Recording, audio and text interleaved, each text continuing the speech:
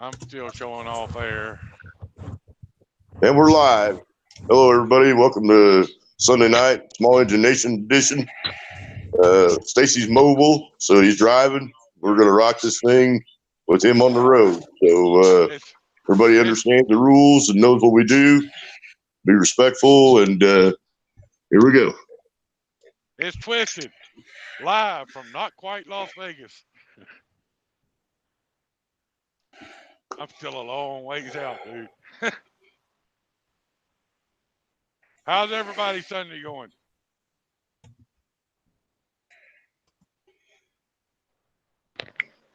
I think everybody's just been hopping all weekend with stuff going on. Sounds like everybody's been out and about.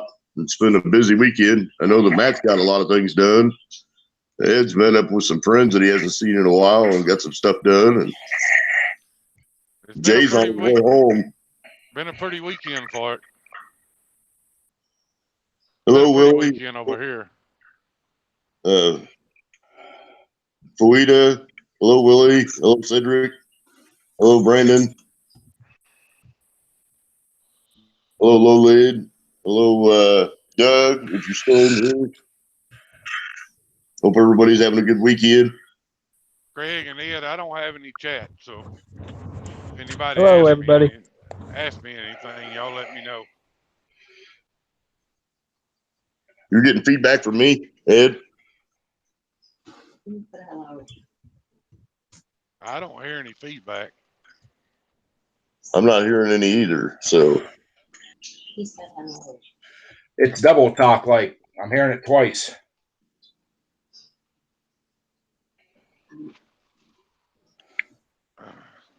That's going to be your connection, probably, Ed. You might have to back out and come back in. All right.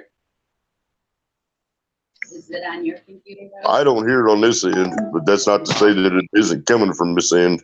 I don't hear it either. I don't hear it either.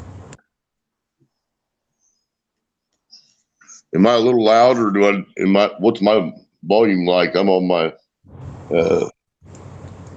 You're Sound- always loud, but it's comfortable. It sounds good to me. I could turn me down. I have the ability to do that. Nah, you're good right where you're at, man. Well, Don't mess with a good thing. All right, Ed, you still hearing double? Nope, I figured it out. It was me. Oh, you had the YouTube stream playing audio too? Yeah, because I was listening to Matt's video before. Ah. As soon as I exited out of the hangups, it popped up, and I'm like, okay, that's it. I tell you what, Lolin had a live stream earlier, and if anybody's missed it, probably be worth a good watch. Just kind of a chat session that he had earlier in the shop right around the Merc. So everybody might take a chance to go check that out. I know Nate's got a new video he dropped. Matt just dropped a new video as well.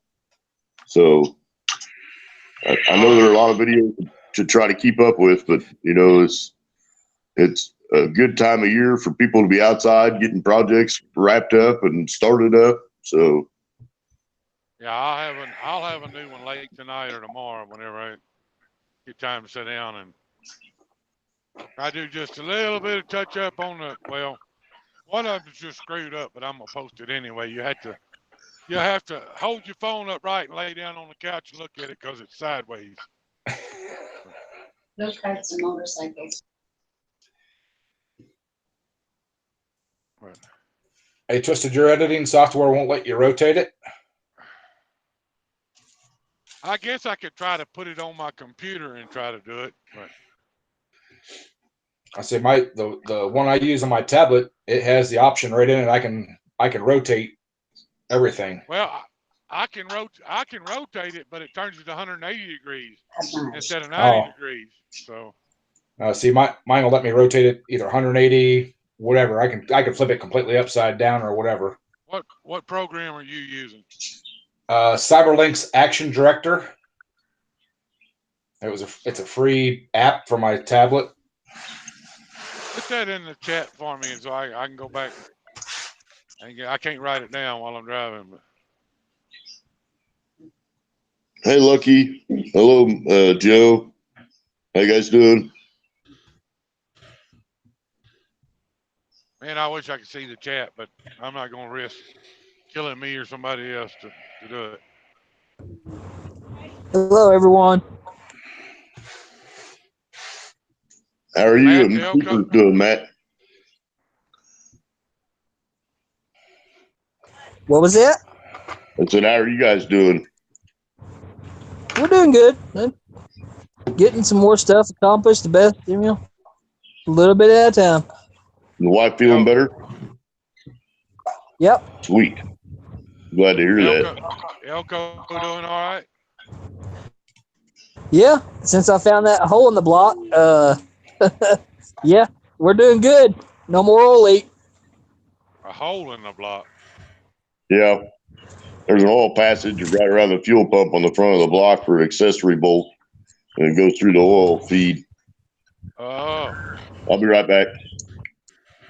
There's a 3/8 by 16 bolt drilled through the fuel pump cavity all the way through on the front. It was used in the older engine block for a front engine mount, and they bolt some accessories to it like a smog pump. Well, that bracket was still there, and I took it off when I painted it. Well, I never put it back on and put no bolts back in or nothing. Well, that's where my oil leak was coming from. It was pushing it out that okay. top bolt, spraying it all over the back of the harmonic balancer. Well, you know that the So older small block Chevrolets had a bolt hole where you could push the fuel pump rod up and run that bolt in again. It would hold that rod up while you put the new pump in. that's what it is. The same hole. Okay. Yep, that's the hole. That makes more sense on why they had that drilled that way. I guess it's to hold that fuel pump rod to where you can slide your fuel pump in. That's what that hole was for. Well, that one didn't have no bolt in it, so I put some sealer in it and screwed it back in and put a bolt in there, and she's good to go now. I've drove about 4 or 5 days and no oil. Yeah, good deal. I didn't even think about that. You kept saying a harmonic balancer sleeve. I never even thought about that damn bolt.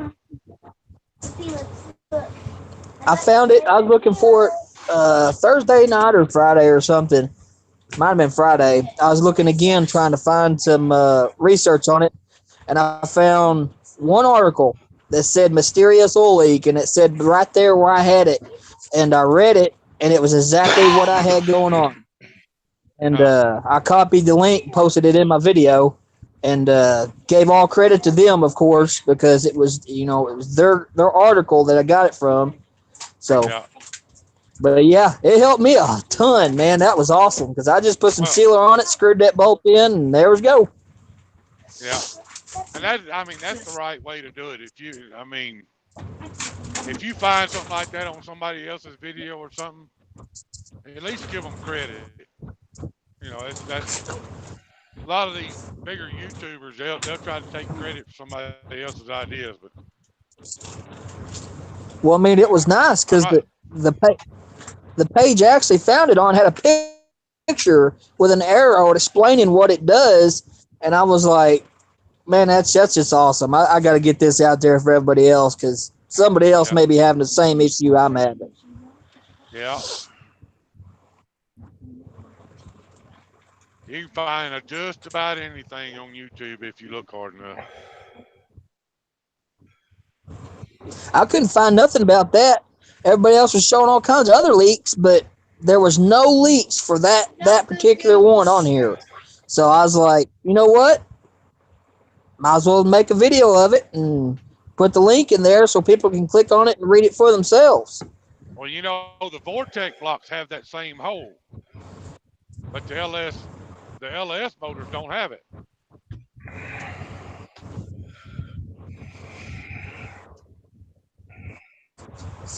Some of the Vortex blocks were actually blocked off there, weren't they?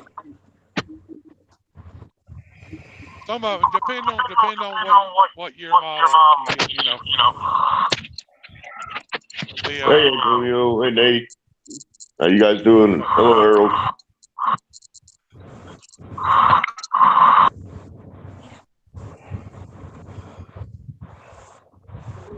I keep getting these damn Instagram notifications, and I can't get my Instagram to open. So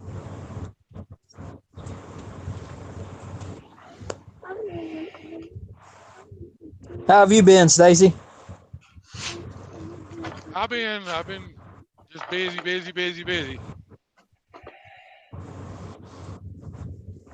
I go home to get some rest, and then shit, when I get home, I realize I got to go back to work to get any rest. So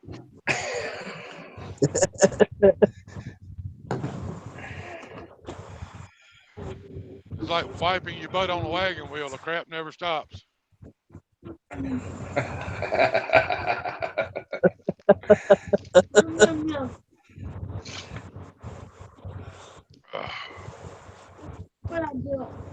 Ed, what's the weather like in Ohio? Right now it's 51 or 52 degrees, something like that. Kind of cold and rainy. It's going to rain tomorrow. And I think it's supposed to get nicer towards the end of the week. There is I got a message from a guy that has a tractor boneyard, and he said he's about 70 miles south of Hubbard. And I can't remember the name of the town, but it started with an S.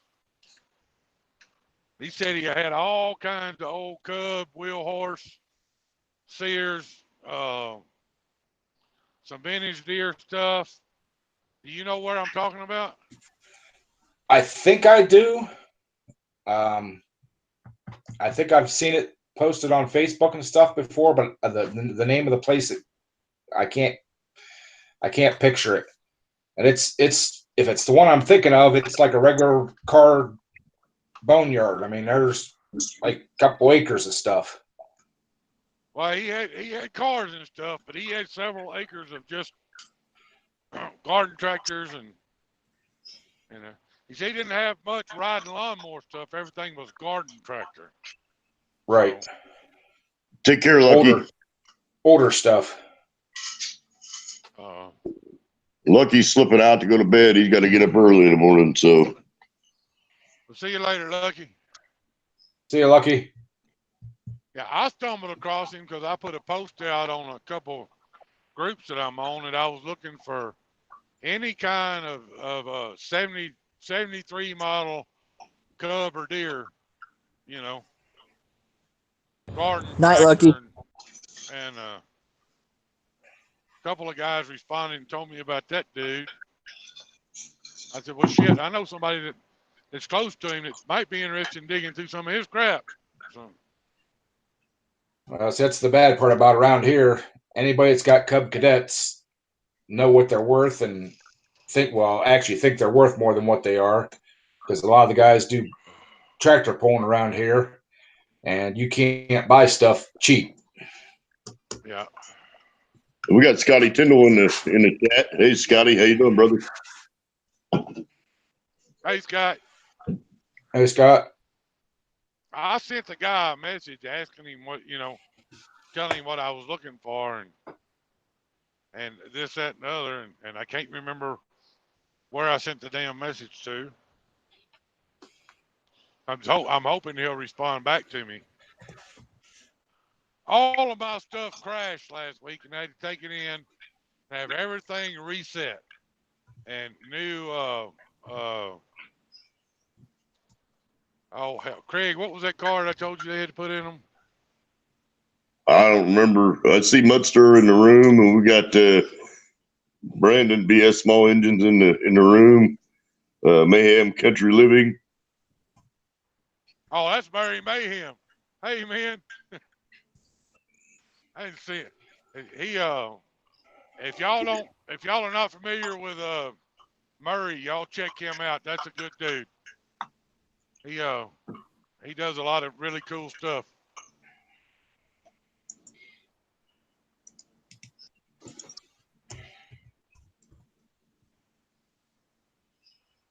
This is probably the first 85-mile-an-hour live stream y'all ever been on.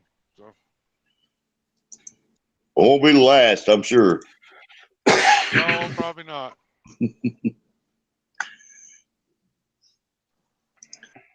I put Murray's channel link in the Small Engine Nation box just because I'm not able to get to it from my own account right now. So I'll go hit him up. Thanks, Craig. I will too. Hey, And hey Murray, some of we us- have a dedicated Small Engine Nation Hangouts box. That's busy 24/7. If you're interested in getting in it, Greg Durbin is the one to go through. That's kind of his part of the Small Engine Nation thing, along with several others and part of mine. So yeah, if you'll drop an email link, Mayhem, we can get you added into that group. We got Dino Machine up in the chat. How you doing, Dino? hey Dean, hey Craig, if you see PA hunting and something like that, let me know, because I was on his stream earlier and he told me he would be in here. I just wanted to say hi to him. Well, there was an AB something or other that said commercial beaver, and I blocked him and hit him because there was only no subscribers. No, this is PA hunting, and he's got plenty of subscribers. He got all kinds of content. So There's Black Bull tractor pulling. It looks like a new channel to me. How you doing? No, Antonio, you did not.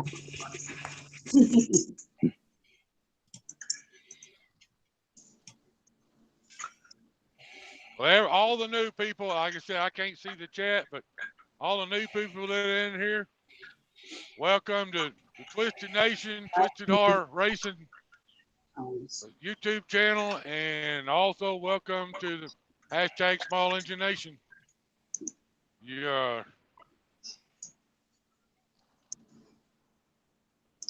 There's number one hall and Brad.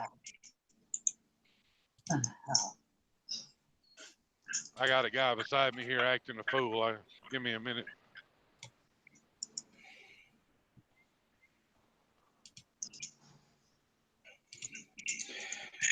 Yeah, I've got Black Bull. I've been subscribed to him for a little while. He's a pretty good dude.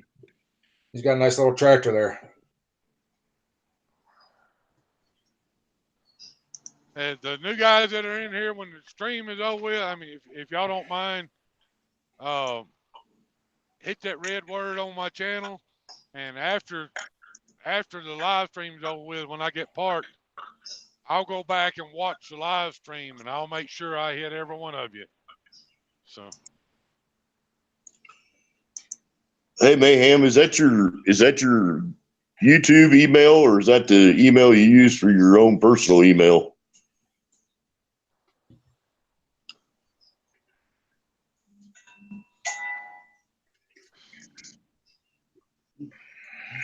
yeah, his name is Darren.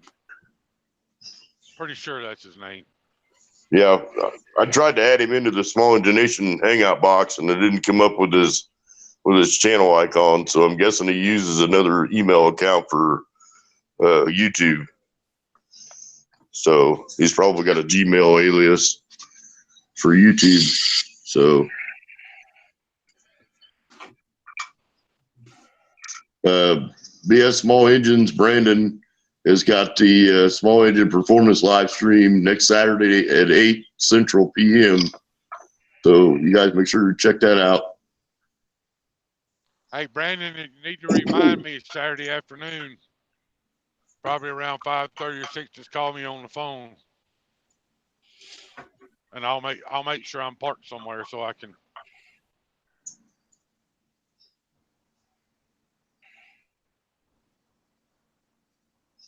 Participate. I guess was the word I was looking for.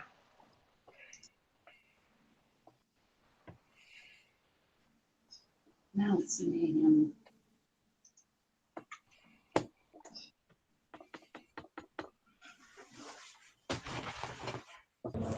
Antonio, well, cool, brother.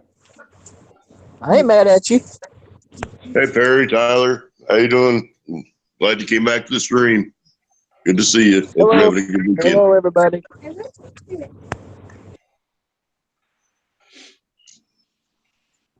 I'm just being quiet. We're all family here, so I think that we all know that once in a while things kind of flare up and they just kind of blow over and go away. So it's kind of the nature of being family. We all have a little bit of a situation once in a while, but we all genuinely care about each other. So We are family. that's right. I got all my sisters in me. Man, I'm almost out of Rick. Bet the edge, you're gonna make me crash. Jay's just about home, so he'll be joining us shortly. I'm sure that he gets home, he'll probably have to take care of the pups and get something to drink, and maybe something to eat. So I'm sure he'll be in. I can dance my ass off in this air ride seat, boy.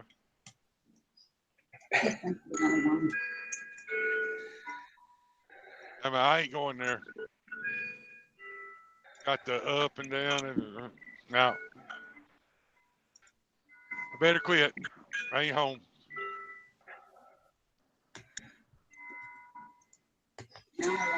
Oh.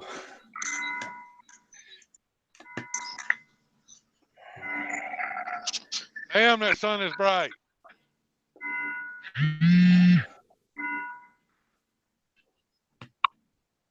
Hi, peepers. Welcome to the chat. Hello, peepers. Mayhem, I got you added into the Small Engine Nation Hangout.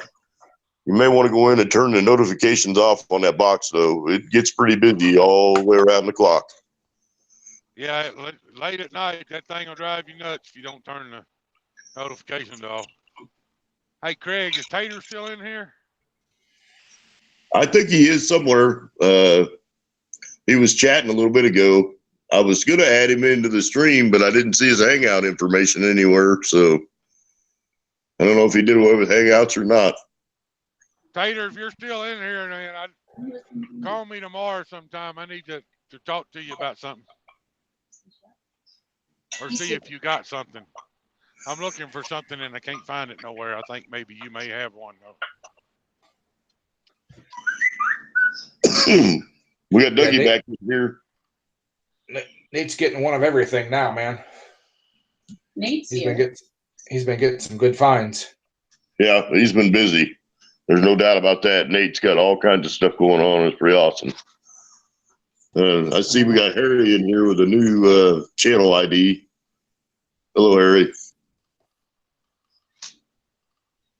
Yeah, I got my go-karts and that's kind of excited to get started on them, but I got so much other crap that I need to get finished up to get it out of the shop. I spent what time I was home, I spent the whole time I was at home cleaning and organizing and, building stuff to make my shop a little more efficient. And me and Tabitha were sitting there one evening, we were just sitting there having a cold drink. She said, if you would finish the projects in here that you have started, you would have a whole lot of room. And I got to looking around, and I'm like, okay, shut up, go back in the house, because you're right. So, That's not true, Stacy. You're trying to outdo my Ryobi collection. You've been spending too much time at Home Depot. that I have been doing. Hey, we got Thule in here. How you doing, Toolbox? Good to see you, brother. Hey, Toolbox. Hey, Toolbox. How you doing, man? Yeah, Home Depot and Ryobi are loving me right now. Hello, Toolbox. I got a couple projects I need to get done, but they're outside weekend projects, and it's been rainy. I barely got my grass mowed Saturday. Hey, I finally got my brand new smoker I got for Christmas into the barn today. Finally. What? The end of April? I thought you were just going to open the living room window and fire it up. That's what Grandma thought too. We got free fire heat. back onto the barn, so I was able to fire my air compressor up today too. And then I had to go meet with the contractor to see about getting some decks repaired, and one of them they're going to rip off and start over. Ben Stone, welcome to the chat. But if you fire the smoker up in the house, it's free heat. You can heat the house and smoke meat. And Oh, I'm sure my love would really enjoy that. Little brisket smell. Nice, smoky, musty perfume smell in all your clothes. And We got Nate Tater in here. Happy to see that. Hello, Snow Crusher. What happened? hey, Nate, I'll call you tomorrow evening, or call me tomorrow evening when you get home from work. All right. I got. I'm looking for some parts, and I think you may have them in your Briggs stuff. I probably do. I got a bunch of stuff. I've been collecting for a while. Hello, Snow Crusher. Hello, Power Band Garage. Well, I was so envious of you, Tater, that I came across a 3.5 horse Briggs motor the other day, and I had to get it. I got 2. Yeah, I know. No. I don't feel so bad now. I at least got one. I don't have, wait, not 3.5s. I just have, wait, are they 3.5? It's a 3 horse. I said 3.5. It's a 3 horse, I think. Oh, okay. Okay. It's Yep. on an old edger. Yep. That's where mine came from. Mine's got some kind of gearbox bolted on the end of it. I hadn't had a chance to tear it apart yet, but I wonder if it's a reverse or something. Or maybe it pulls itself.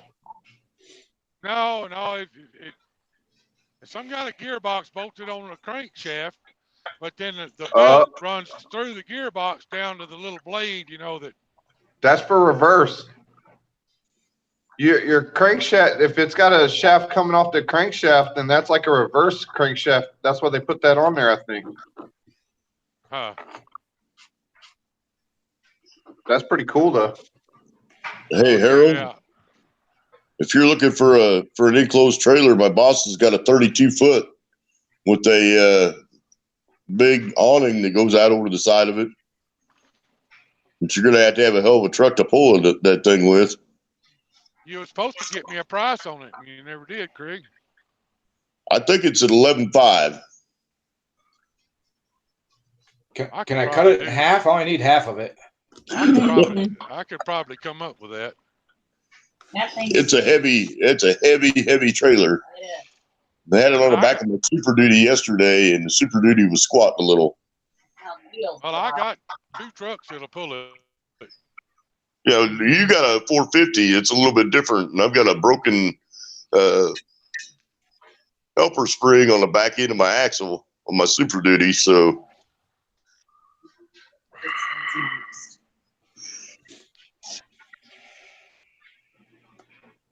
Well, I not only had the 450, I got a Freightliner I can hook it up to too. Is it fifth wheel or gooseneck hookup? it's bumper pull. Oh, that's right.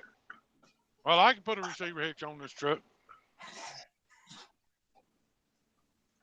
Man, look at that go-kart. I mean, golf Get cart. that thing. I mean, That thing's go-kart. coming right along. The Dune buggy. Man, I seen the video on it. That thing scoots pretty good. Yeah, I'm scared to top it out yet because I don't got no brakes. Look, I found an original Briggs spark plug. Nice. Nice. Hey, you need to put that up somewhere because you can't get them anymore. I know. Hey, Nate. But it looks cool though. Me and Christina are going to have to take that for a ride. This guy. Yeah, that's what she's saying. I think you need to convert that dump bed to a dog box. Yeah. Yeah, I gotta put it back on. The way you got that front end slope, you need to put your wing on the back of it now. We'll see. I'm thinking some Mad Max spikes. That's what I was about to say, man. It's kind of catching a Mad Max theme right now. It'll start right up though. Hey, Nate, there's a question about that. What are you going to do for the body on that? And then there's also a question for Stacy. Where are you driving at right now? Right now, I am coming into Albuquerque, New Mexico. Oh, now he's in Mexico. Wow. Albuquerque. I'm gonna do expanded metal, like I think it's called expanded metal on the sides, and then just thin metal sheets on the floorboard and stuff. You going to do some diamond tread? Or are you going to do some aluminum plate? Whatever I could find for cheap. The key switch is right here. I don't know if you guys heard in the video something was rubbing. This guy made a little firewall right here, and it moves. And it moved down, and it was hitting on the fire on the fins. Yeah, so I gotta put that shroud back on, and I'm gonna move all this stuff around. But check it out real quick. You know, if I can figure out which way the key goes.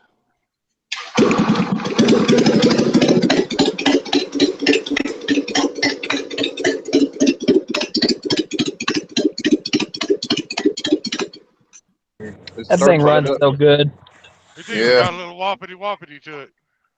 Yeah, I gotta get the exhaust on there. I gotta build something. Nate, you need to take that manifold. You need to take that manifold off there and put a dual exhaust out the back, man. I really want to do that, Ed. I really do. That would be badass. It's totally crossed my mind. Find you like some old Volkswagen pea shooters and put on it. Because it's got 2 bolts, you know, that means I can make a manifold for each side, probably. Exactly. That's a 2-into-1. Yep. Yep. My neighbor says it sounds like it should be blowing bubbles right now. You're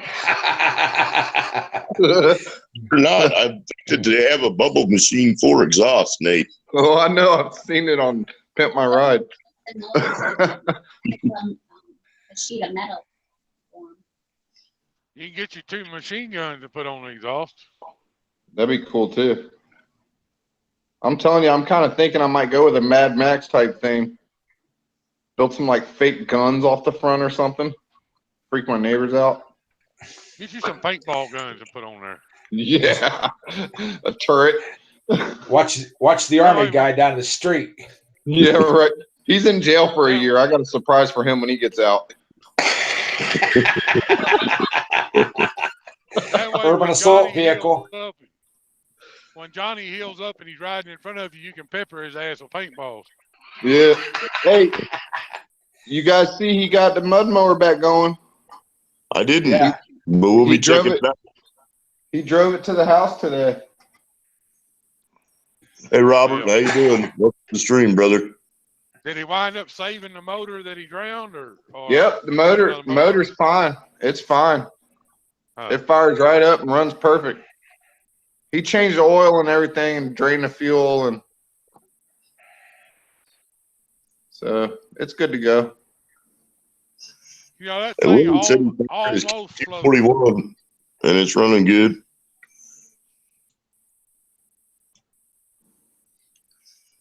He could have strapped him a spare tire to one to the front, one to the back. When he drove it off in that pond, and that thing probably would have floated. It was, the front end was definitely floating. Yeah. I think you need to wrap him in bubble wrap first, Nate, before he does any more stuff. I thought it was funny that his seat floated off. I was like, Johnny, in case of emergency, your seat could be used as a flotation device. Flotation device.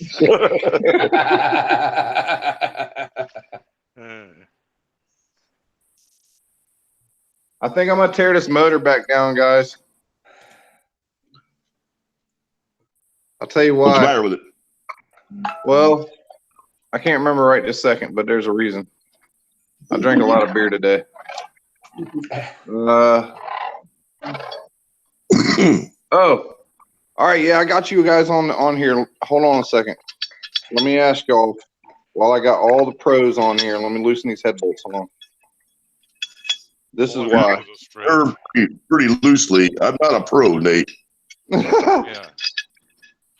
They're just kind of twisted in there a little bit. I'm a tech guy. All right, so check this out. So at top dead center. Oh no! What the frick? I'm not doing something right. There's two strokes, right? Because Yep. look, when you come to the top of this one, they're up, but when you go back down and come up, they're down. So that's where I want to lap them, or Yeah, that's your compression stroke right there. that's where I want to lap and measure my gap Yeah, on my. Okay, that's I where was- you want to seat your valve at. I got you. So that's The not bad. Valve is still a little tall. The other This- upstroke is exhaust stroke. I got you. That's So your it's not intake. as bad. It's just a little bit. Then I got to shave off of them. Nate, are those valves the same size as the original valves? Yeah, these are the original valves, but I got Okay. but I got the Raptor cam in there. Yeah. So the Raptor cam's ground different. Well, you were saying, I was watching one of your videos earlier, and you were wanting to use the Raptor valves. I was thinking about it. Instead of the stock valve, but if they're the same size, use the stock valve. Right. Oh, look what I got, guys. I can't see what You got it his is. caliper. Got my caliber. Oh, good deal. One That's more the 6 tool. inch or the 8 inch? 4-inch. It was only $14. Oh, okay. Looks like it's on. Yeah, I don't know why it keeps doing that. Probably Hey, because Nate, that. pull the battery out of that thing whenever you're not using it. Yeah, look, it came on again. Yeah, mine does the same. Mine does the same thing, and it'll keep. And mine's an actual good one from a professional tool store, but it looks the same as that. And mine will eat the battery if I don't pull it out. Right on. Yeah, the cover will actually keep pushing the button. It'll keep coming on. You guys aren't the first ones to tell me that either, so I'm definitely gonna pull that out. Well, mine doesn't even have a box, or mine has a box, but it doesn't have the lid closed on it. And even Yeah. when it's shut off, it'll eat that battery up. Right. Well, look, I gotta go in the house, guys. Huh?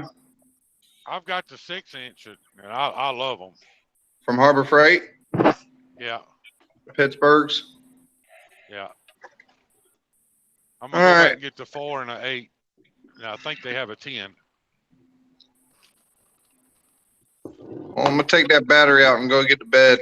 I gotta get up in the mornings. We'll be seeing you Wednesday night. What time? Yes, sir. Tune in. What time? I might just end up, since it's not as much as I thought, grinding it down myself. It'll be fine. 7 o'clock Eastern time. Yes, sir. Go Carson gone fishing. If you ain't there, you're gonna be square. I painted that purple, but you can't tell barely. I can see it. Looks good. Purple parts everywhere. Just remember, Nate, little bit at a time, buddy. Yeah. You can't add metal. Just a touch. Just I got a you. touch. I'll be making a Just lot of trips. Just a tip.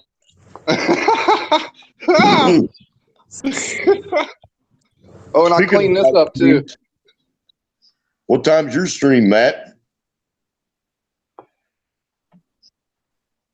We're gonna try to shoot for 6:30 again, but we'll see if I can get it to work. 6:30 set- on. You need to set it up and don't move. Central. If you don't move around, you might be able to hold signal better, Matt. I don't move. It's not working for me. I don't know why. Curse that internet.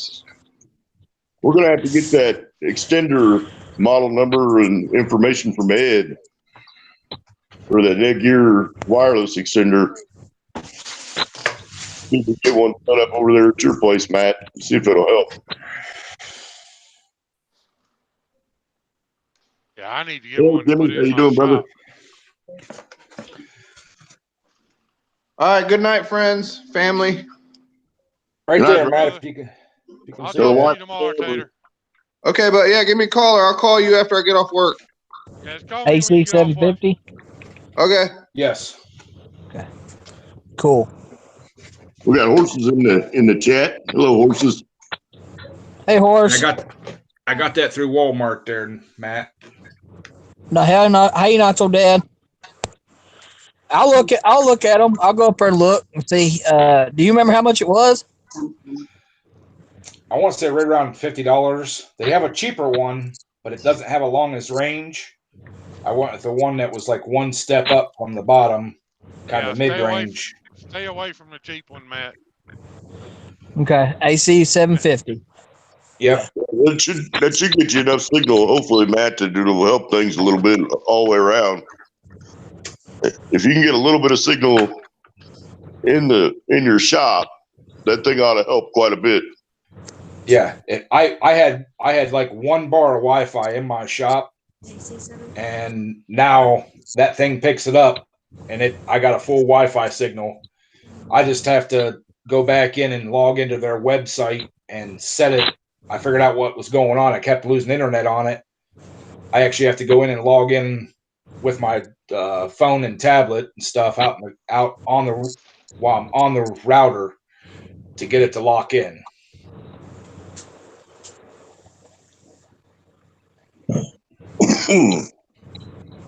But there's times when if I've got the password to the internet source, I should be able to put that in and get that to work, right? Yeah, you can do it through your phone, but mine kept since it would go inactive for so long. Craig was telling me, so I went in and checked, and that's what it's doing. When it's not being used, it actually shuts the internet connection off. The Wi-Fi is still connected, but the internet connection shuts off. And I had to go in and change the setting to where it don't do that no more. Okay, so you do that. You do that all through like an app deal, don't you? I logged onto the website and put the model number and my IP address in and stuff, and then logged in through the internet and did it that way. It gives you really good step-by-step instructions on how to do it. Okay, cool. I've been wanting to set one up out here for a while so I can actually do stuff in the shop. Well, see, I had one years ago, but you had to have a personal computer or a laptop or something to set the dang thing up. You couldn't do it from your mobile phone or mobile device. And that's what I looked for when I bought one, that you can do it with and this one does. You can do it with your mobile phone, anything. I actually do it with my phone here in the house. And it connects up and everything, so. Awesome. What's the manufacturer on that, Ed? Netgear. Okay. I bought one that was made by Wilson. I bought it from the truck stop. And that thing wasn't worth throwing out the window. That's probably a cell phone booster. This is a Wi-Fi booster. Yeah, I think it was a cell phone booster.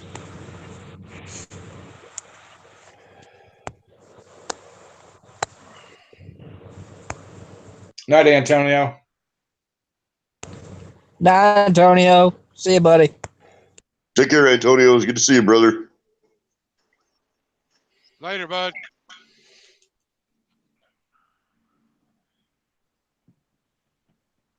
I'm gonna have to stop and put some diesel in this thing. I'm gonna be walking. Horse is looking for a ring kit for an engine. Okay. Okay, well, let's get on it. Kohler Magnum 8. I bet that I Save Tractors probably has one, or him or Zach Berber. Is it Zach Berber, Ed? Zach Kerber? Yeah. Kerber, yeah. Kerber.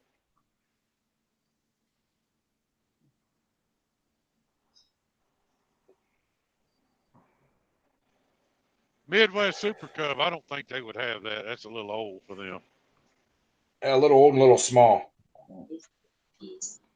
that iSaveTractors.com, the guy likes that Kohler stuff, so he has a ton of that kind of stuff. And I talked to him on the phone. He said if there's something that they don't carry that they can get the specs to build, they will actually manufacture stuff. So pretty good people. Well, if it's a Magnum, you should be able to still get parts for it. The other thing you can do too is go on to partstree.com and look the motor up and get those part numbers for those, and just search like eBay and Amazon and them for those specific parts. I do that a lot. Yeah, depending on what he's looking for, rotary or stems might have it. Yep.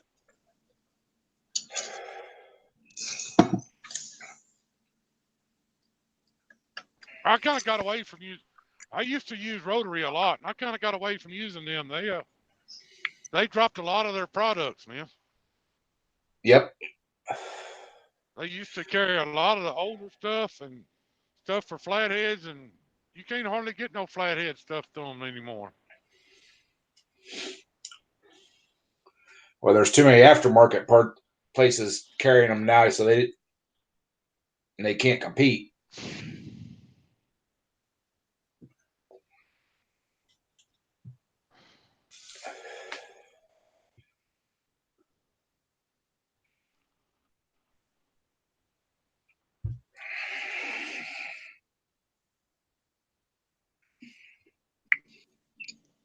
Damn, I should have fueled up in Texas. Fuel's high over here. Well, I put fuel in my truck this morning before I went up north. They're about a half an hour away, and I paid $2.43 here. When I got up there, it was $2.82. Yeah, unleaded here is $2.89 and diesel is $3.28.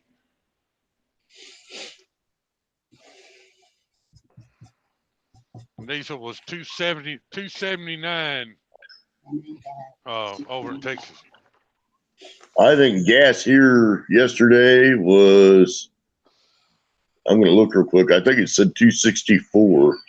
I got a receipt because I bought a tank yesterday. Well, there's a pretty decent sized Marathon station right downtown, right down from where I work at. And it don't matter when you go down there, they're always 15 cents higher than, another gas station's a minute up the road, but they're always 15 cents higher than anybody else, and it's always full. I stand corrected. 267.9 was what the gas prices were here yesterday. 252.9 is what they are right now here. They're saying that they're supposed to go to 289, and I'm sure that's for summertime fuel consumption, but they don't do that. So yeah. All right, guys. I've been here for a while. I'm gonna get off here and get something to eat, and I'm gonna go to bed. I gotta get up early in the morning. So y'all have a good night. Thanks for having me on here. Brother. Love you guys. Hey, Matt, thanks for sending me that handle. I got a good use for it planned out already. Cool. I just gutted it and sent you the whole thing. I figured that'd be better. You can use what you wanted. Yeah. So.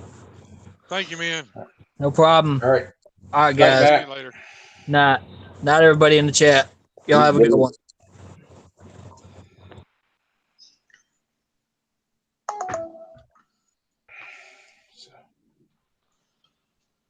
Hey, Harold, you Hey, have a good Harold. night as well, brother. Night, Harold. Night, Peepers. Good night, Peepers.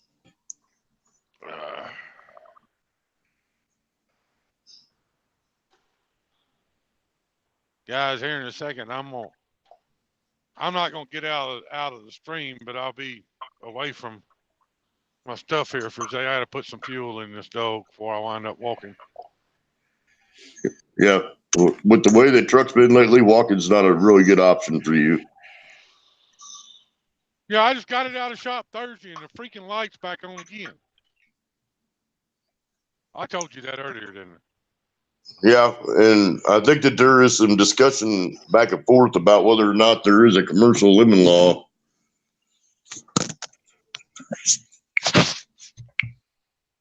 So you may have to look into that again. You should be able to type it up on your phone. Hey, Willie, you take care. Thanks for hanging out with us. Hey, horse's shop, you may just need to clean that oil ring on that Magnum. If it's set for any length of time, it might just be stuck. If the cylinder's not scarred or anything like that. Yeah, sometimes those rings can be okay.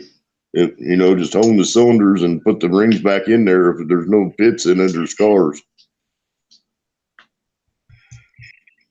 You don't want to go too crazy with the hone, but you could put some hash marks back in there and make those rings work again.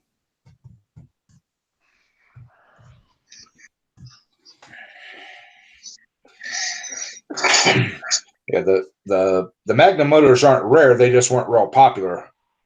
So a lot of the parts and stuff, I mean, they're out there. You just gotta find them, and sometimes you can find an interchange that'll match from another motor.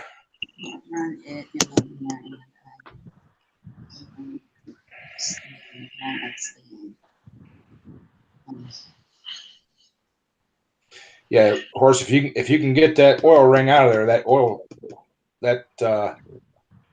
you can clean that groove and stuff out and clean that ring up nicely, and sometimes reuse them as long as they're not scarred up or anything. Just get them freed up. I've done it many a times.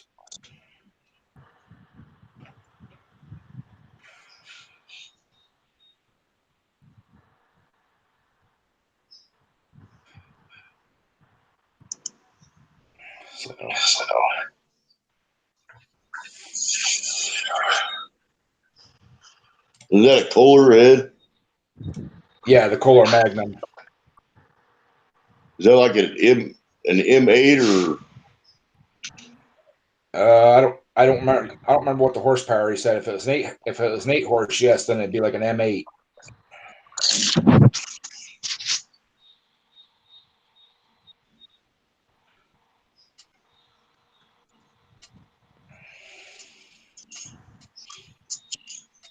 I'm not sure if the Kohler 181 will interchange with that or not, horse. You'd have to check the specs on the bores of them.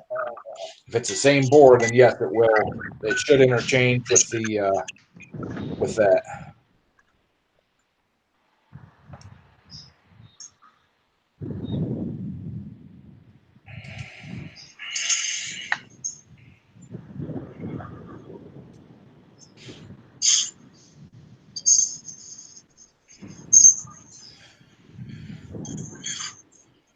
I was looking on this iSafeTractors.com, and it has Kohler MV, and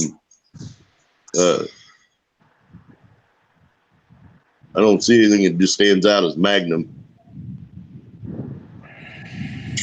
I think an MB8 is a Magnum. Well, they got the MV18, they got the M18, the MV16, the MV20, the M20, the KT17, and the KT19.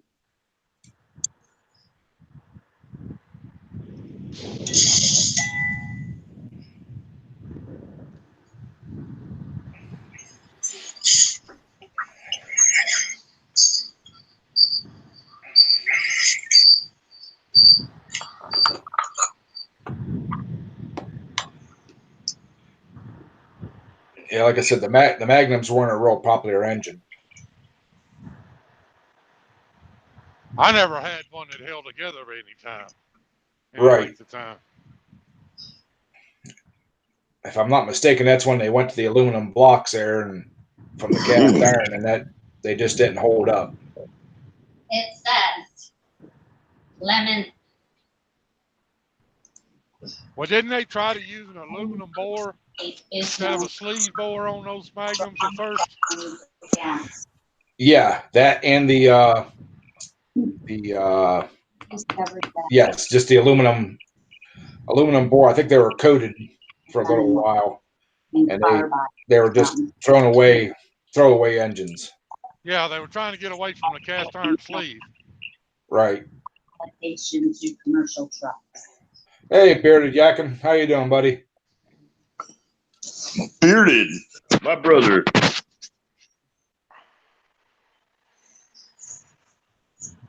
It says the K181S Kohler M8 Magnum. So maybe they term that as a 181S.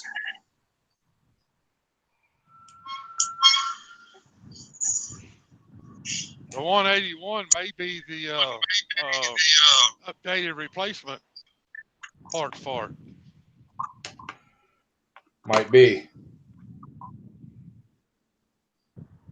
Is that on a Troy-built tiller?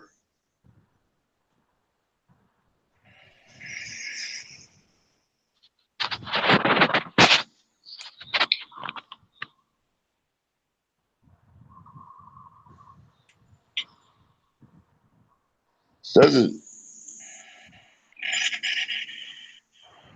Yeah, but I think, hey, Robert, I think there are some of the Magnums in the case areas that will interchange some of the parts.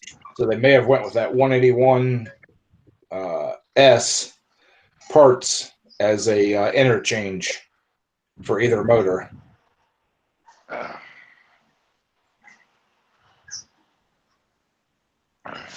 Is it over 8,000 pounds?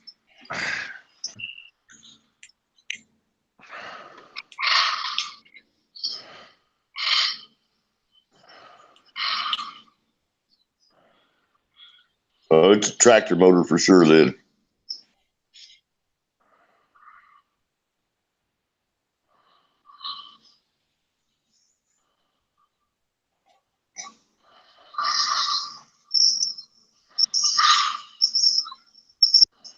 Hey, tractor, just pull that M8 off there and put you a V-twin on there.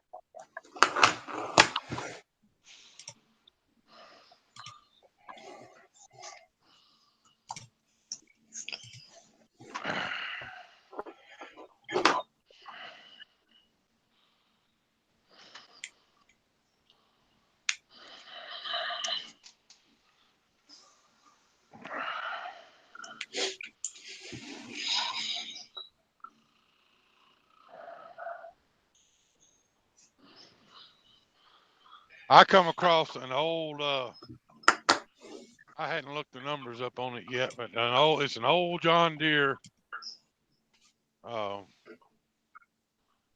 body frame, even has a mower deck underneath it, but there's no motor to it. No motor on it. And I'm thinking about doing a V-twin on it.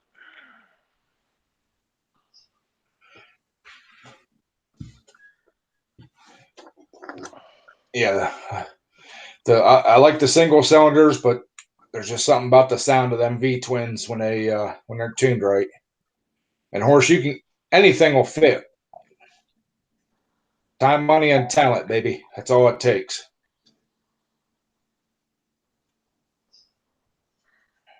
Yeah, you got enough money, you can put a 350 Chevrolet on there and make it work. If you got enough time or talent, you can do it too.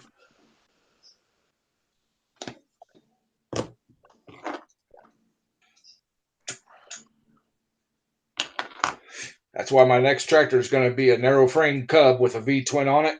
I just like the looks of them things just sticking out the valve covers. If you drop the mount for the motor, the valve covers just clear the hood, but the edges of the motor stick out from underneath the side of the hood, and it looks like he shoehorned that thing down in there.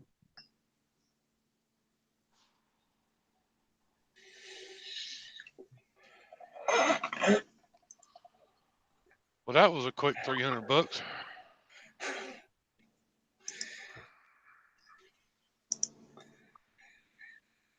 300. That sounds cheap for filling it up.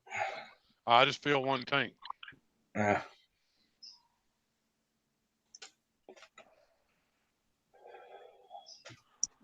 And didn't fill it all the way.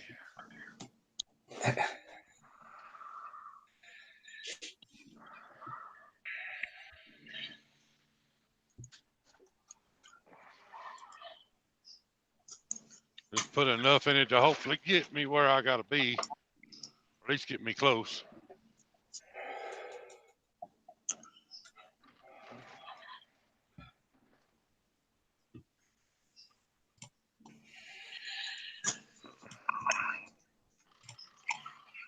I'm hoping I can get through Florence, Arizona, and hook up with Antonio. There you go.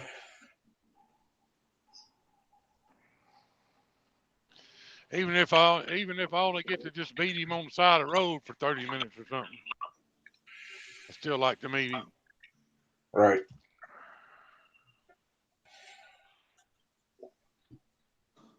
Oh Lord.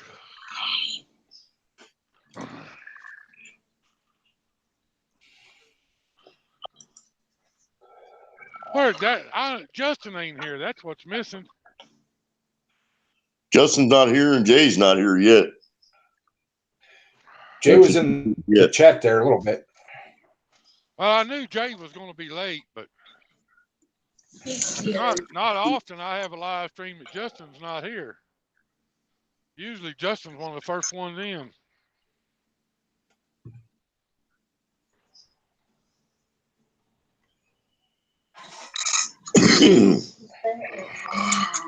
Hey, Robert, do you have a price on those rings that you give to horses?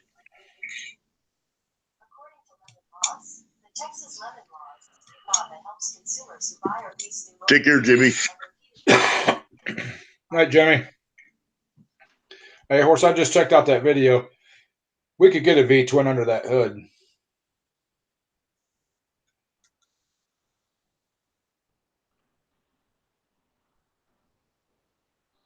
I found on a lot of the stuff that I built, those narrower hoods, if you'll spin that motor 180 degrees, you can get it to go under there without having to cut the hood. Or you might just have to put a little spacer or something under the front to lift that hood up just a hair or something too. Put some petroleum jelly on it. Squeeze it in there. It'll be all right. Yep. That's what she said. Don't fit, force it.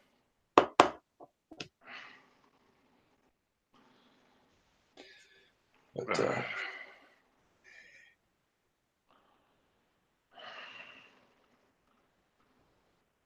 yeah, I'm gonna have to do a little surgery on my FXS hood to come up with an air filter system. The way I got that Oppie shoehorned in there, it's pretty tight.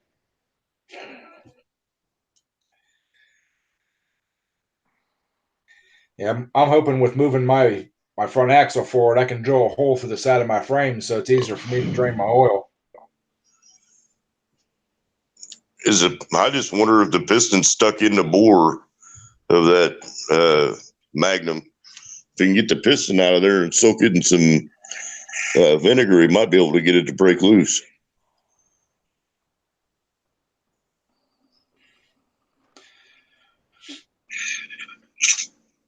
Either if he's got the head off of it, if he'll shoot a bunch of PP blaster in there and then pour some transmission fluid in there on top of it and just let it sit, it probably break loose. I broke several of them loose like that. what? Put all that And if crap in there and let it sit. Go out there every couple of days and make sure you still got active fluid sitting on the top.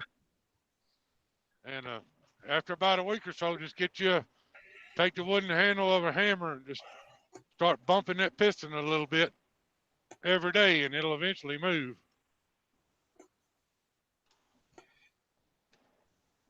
He said it's running, but it's smoking.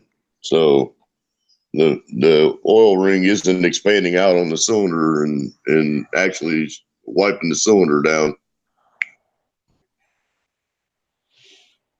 Sound like this oil ring's just stuck.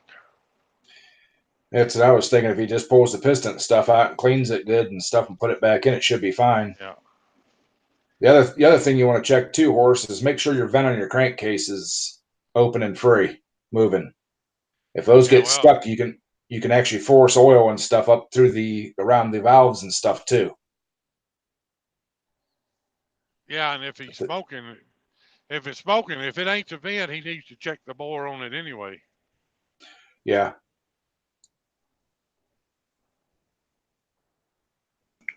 Kathy's saying that Wisconsin's the only state that she sees of that has the commercial lemon law. Yeah. Yeah, I'm just about done with this. Hey, Johnson Vlog. They told me a little trick to try to get that light to go off. I have to cycle the key every 4 hours for 16 hours, and the light should go back off. If that works, I'm not going to worry about it.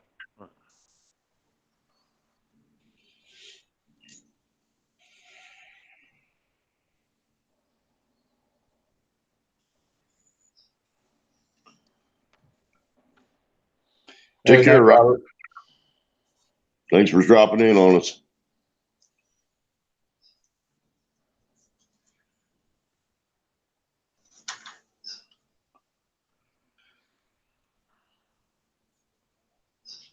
Yeah, horse. If you got good compression on it, I'm gonna lay money on it's just the oil scraper ring is stuck and not doing its job. And if you can get that piston and stuff out of there, you can soak it in sea foam. Will dissolve all the carbon and stuff there without hurting anything. Well, I think the non-chlorinated brake cleaner will do it too, won't it, Ed? Yeah, but if you have the piston stuff out, yes, you can do it that way. Take care, Thule. Thanks for dropping in, brother. I've Night, done toolbox. a hot burn with a automatic transmission fluid and unstuck them too. Yeah. Have it running and throttle up and just pour a little transmission fluid down the carburetor, and it's gonna smoke like hell. But I've freed them up that way too. They do that seafoam challenge thing where you put seafoam in the oil and then you flood the engine out with seafoam and let it sit for 30 minutes. And then you start it back up and run until it stops smoking. And I've heard that that's pretty successful as well. You get the aerosol can of seafoam and you spray it in there while it's running. And you do that for so long and then you flood it out with seafoam and you just let it sit.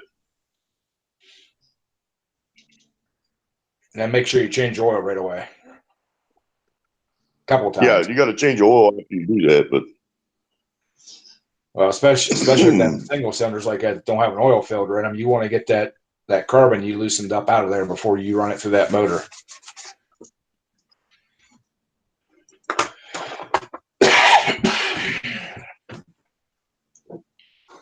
so he doesn't feel any piston slop at all. My guess is probably just those oil rings that need to be loosened up and probably got some old oil stuck in them or something, and they're not scraping the block down like they should. And the other thing too is you might make sure that your rings aren't all lined up with the notches in the same direction. Yep. You know, it's pretty critical of the oil rings to not be lined up, and probably even more critical for the compression. But if any of them have the same alignment, then they'll cause leakage.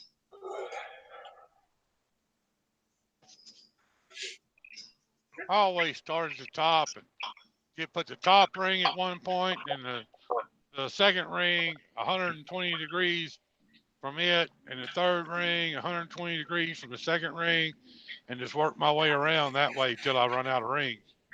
Yep. APA trapping. The PA in here? Yep. Hey, man. He said he would come in. I was in his stream earlier. How you doing, guy? Hi, PA.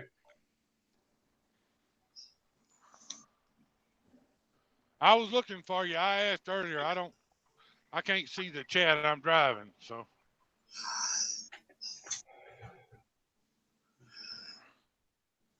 I talked to David earlier. He was at a birthday party. Yeah, he said he was going to be gone to his niece's birthday party today. Yeah. Hey, Brandon, welcome back.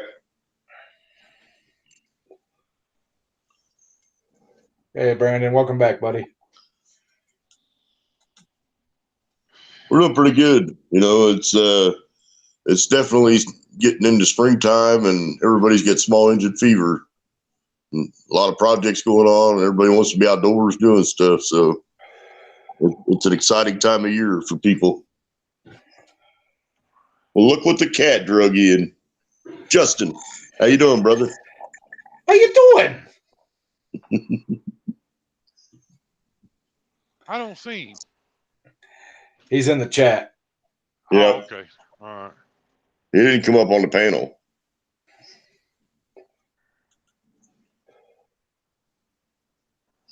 Boy, that's a fast looking mower down there, isn't it? I don't know. Looks like he stopped me. Shit, look at the dirt flying around that thing. Hey, you're in the Dust Bowl. I don't know what to tell you. That tractor? Yeah, that tractor's badass right there. I talk about the other red one he had. Chris, that's an old picture of it. I'm gonna have to get a new one. The link's in the Hangout box, Captain. I don't know if it's working. We've been having so many screwy goings on in the Hangouts lately, but I didn't find the link in the family box. I found it in one that had an old car guy in it and something else. that's because it's your link. Oh. That's your Hangout. Oh, You just don't know it. Oh, that's right. Okay, never mind.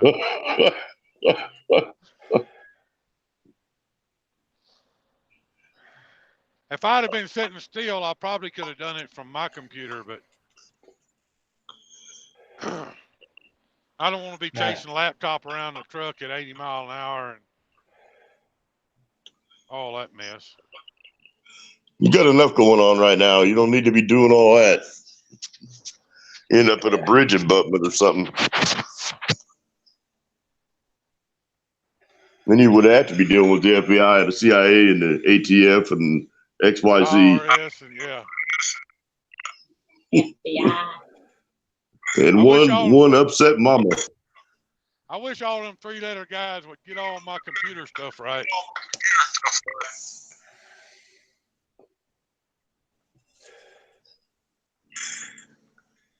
You got to get your fruit bowl straightened out. I've been playing with this damn action camera all day off and on. And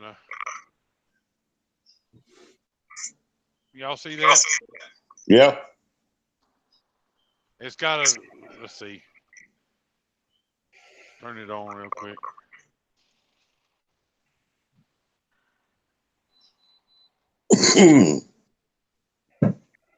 On the back of it, it has a 2-inch display.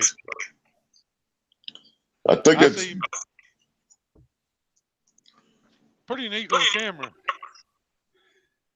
I think that it's probably made in the same factory as that one that Jay bought. Just got a different name on it. He said it was an 8-man or something, didn't he? Yeah. You got a hell of a buy on that for $60. You got the 4 batteries, the 2 chargers, and the complete accessory kit, and the camera for I think just under $70 or something. Yeah. I only got 1 battery, but I got the accessory kit. And what I like about it is it has the screw hole on the bottom there, so you can mount it on a tripod. Your GoPros don't have that. Oh, I don't know what I was going to ask you earlier, Craig. What is MD out? It's a little plug on the side. Right here. It says what, Stacy? It says MD. It says MD out.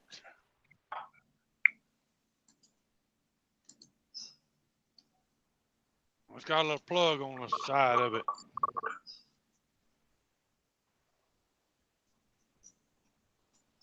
I think you'd have to.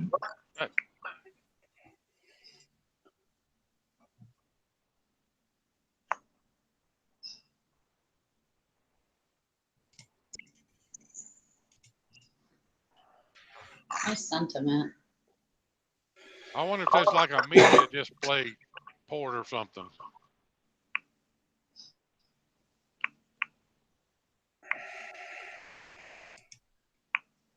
I don't know that cheap action camera I bought. I still gotta get it to my IT department at work. I tried plugging it into my laptop here, and it comes up the same thing. It comes up that there's a virus or something in it. I gotta see if they can get that taken care of so I can use that thing. Well, I've done.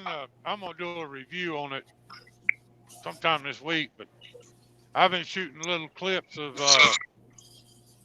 video throughout the day. You know, I did some when it was dark and some when the sun was shining right out. You know, right out in front of me, and man, both of them are clear as they can be.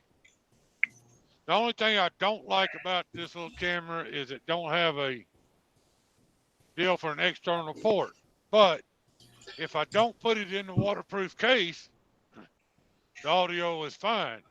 If it's in the waterproof case, it still has the audio, but it's just a touch muffled. Yeah, that's the way my GoPro is too. So, but excuse me, in the truck, I can mount it up and not have to have it in a waterproof case. And if I'm doing a video while I'm racing, I just put it in a waterproof case because you're going to be able to hear it anyway. That shit's so loud anyhow, you know. Right. It's so loud, you probably want it muffled a little bit. Exactly. That's what I was thinking. How you doing? Hey, Justin. What's up, brother?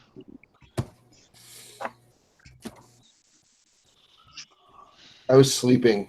That's why I didn't come in right when the feed started. And I just got a link. I didn't even have a link before. But I'm here. How you doing?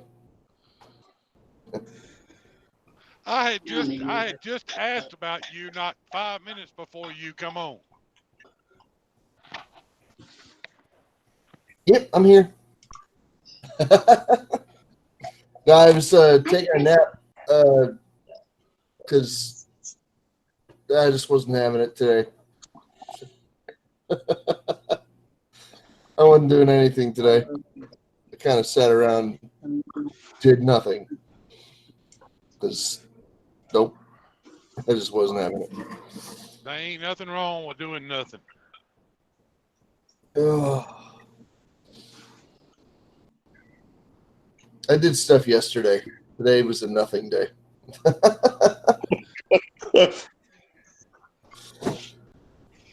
The wife says hello, Justin, and hello, Crystal.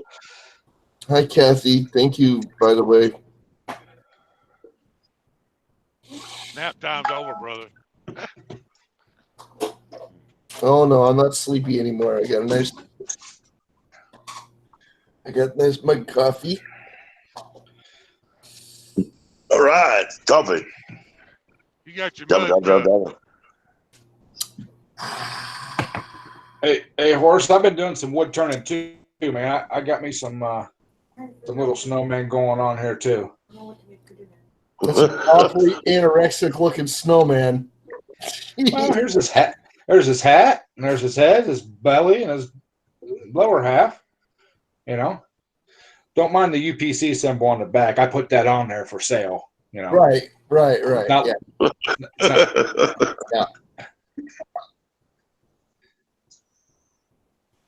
Sure, that's not a handle for a garden trowel or something. That's an awfully anorexic looking snowman. No, it's a snowman. Don't make He had me trying to draw blow eye smoke stuff up- on before he gets painted. He is trying to blow smoke up everybody's ass tonight. All right, Brandon. Hurry back. Yeah, but see, I've been real busy. You know, Oh wow! you know. You turned out a bunch of those on your woodchuck, didn't you? Yeah, I chucked them in my drill, man. Used a screwdriver. Hey, Ed. So answer me this question: how much wood would a woodchuck chuck if a woodchuck could chuck wood. A lot. As much wood as a woodchuck could chuck. There you go. It's like the bear and Ed. the rabbit in the woods. Yes, sir. That's right. I think you ought to take those snowmen and make a bowling alley out of them as a nativity Christmas scene. Oh, Get a Santa head and roll it down the paint. I was thinking about it. you know, you could paint them up like them snowmen. You can paint them up like zombies, and then Thank you. and then you could use the Santa head as ball. You have your bowling Hey. set. You could build you like a little pellet trap and use them for target practice for your pellet gun. I know somebody that's going to be making a sphere.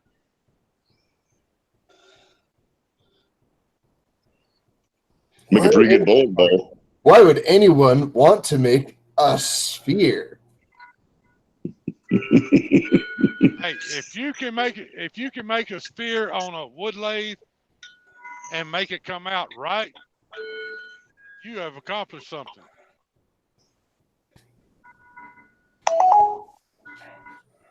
Uh-oh. Oh, boy. no. Neighborhood. President of greatness. How you doing, Jay? How you doing? How you There doing? goes the neighborhood. Oh, shit.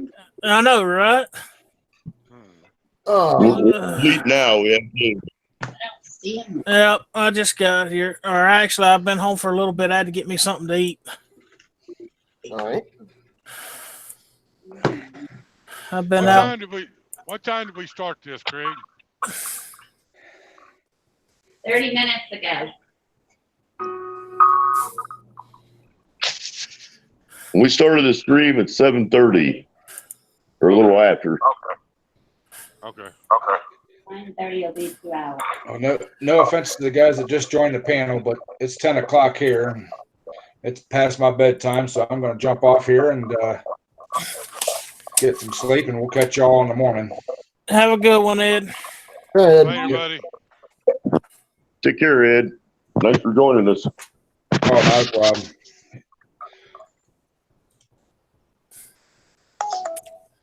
For the new people in the chat, we have a live stream almost every night of the week. Pretty much.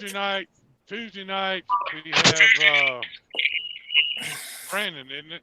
No, El Camino for life. Okay, yeah. Tuesday night, El Camino for Life at 6:30. Damn, Stacy, talk. 6:30. Wednesday night that's Central Time. Wednesday night is Go-Kart Gone Fishing at 7 Eastern. Eastern, which is 6 Central. Yep. Thursday night, some bearded guy. I don't know who the hell he is. Just some random asshole. The Tractor 5474. What time is yours, Jay? 7 o'clock Eastern. All right, it's 6 Central. Friday night is yours truly at Friday night at 7:30. Let's see. Or 8:30 Yeah, Eastern. Well, no, I can't remember what time Horse does his. He 8:30 does a short Eastern. live stream before mine. 8:30 Eastern. Okay, yeah, okay. Horse, it'd be 7:30 Central, so 8:30 Eastern.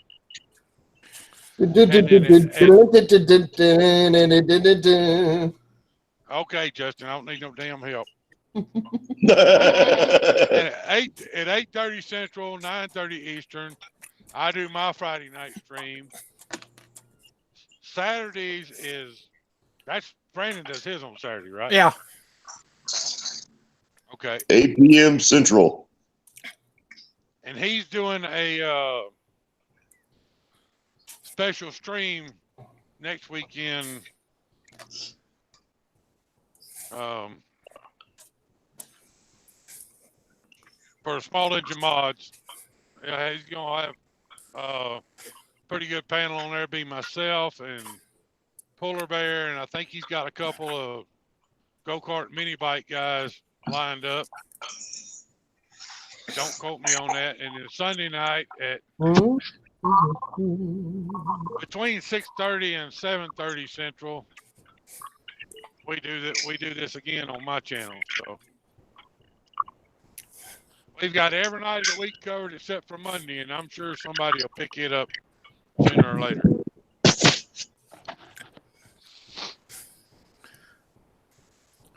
Well, this coming up weekend, there might be a random live stream on Saturday before anybody else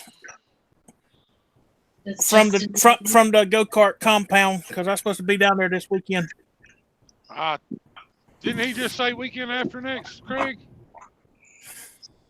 No, this weekend. Okay. Jay is going to the go-karts and gone fishing compound, Okay. and they're going to rock on some projects down there.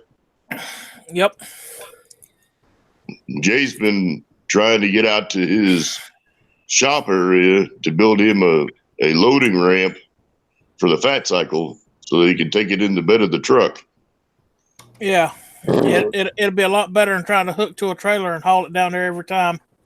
Hey, Jay, if y'all decide y'all want to do it Sunday, just let me know, and I'll give y'all my Sunday slot next weekend too. All right, let me talk to Nate and see what he thinks. Well, he's on Saturday. Nobody. Brandon, BS Small Engines, At what time though? 8 o'clock. Yeah, but they'll probably do one Saturday morning. Mm-hmm. Yeah. 9 o'clock Eastern time is pretty late for Nate because he usually gets up in the early. Right. Yep. And they'll be cranking all day Saturday, so I doubt that they'll probably want to be hanging out too late. Like I said, we might, it's according to what's going on, but we might do one like we did last time around between 1:30 and 2. Yeah. And do a live stream for a couple hours. We'll just keep the thought posted so we can tune in. Oh, by the way, Jay, I'm still waiting on that phone call. Man, I got tied up helping my dad and them, and I know when I remembered it? When I was on my way home and you were live streaming, I'm like, I'm on my way home. And I was like, oh, I was supposed to call Stacy back. Yeah. I dropped the ball on that one. I admit it. My bad. I'll get even. I just hope you didn't spill any liquor out of it when you dropped it. No. There's no alcohol abuse around here. It's too expensive to have alcohol abuse. Okay. Do you remember I showed this mold the other night? Which one? Yeah. That's me. I know why the stuff on the mold was grabbing so bad and it wasn't letting go of the pieces. So I didn't let it cure all the way. It was still a little wet on the inside? No, it wasn't wet. It just wasn't cured. It wasn't going to release until it was done, setting up. So you got a little gung ho on the excavation of it. Yes, yes. I had ants in my pantses. The epoxy wasn't cured, or the mold wasn't cured? The mold wasn't cured. I was in the middle of making the mold, and I freaking popped the pieces out too soon, and it hadn't released from the pieces yet. And I'm like thinking to myself, "Oh, I'm sure I used release agent and things." Nope. As soon as the 24-hour mark came around for all the other molds I made, the pieces just about fell out. well, now you know. Sorry, I just scared Crystal. Sorry. I think Justin, be nice to our Crystal. We like to keep her around. I wasn't trying to scare her. Poor Crystal. Hi. Hi, Crystal. Everybody say hi. Hi. Give them back, Crystal. Don't put up with them. You feeling better, Crystal? She gets me plenty. Okay? She gets me plenty. You'll have to catch it on tape, Crystal, for us. Is her throat feeling better, Justin? Yeah. There you go. That sounded real Like you said. convincing there, Crystal. Yeah. She doesn't like being directly on camera. She doesn't like to be the center of attention when it's not like her birthday or you got to get her in the mood to actually be the center of attention. And if she Oh, Well, you better hang know, on to that one. You and better she'll hang get on to that woman because mine wants to be the center of attention all the time. she'll get real embarrassed real quick. She doesn't she's like a blurb on the radar once in a while when she zooms by. Yeah. It's a rare crystal sighting. Oh well. Anywho, yeah, these molds came out pretty good. I was impressed. They came out pretty good. I like them. Gotta say, I like them.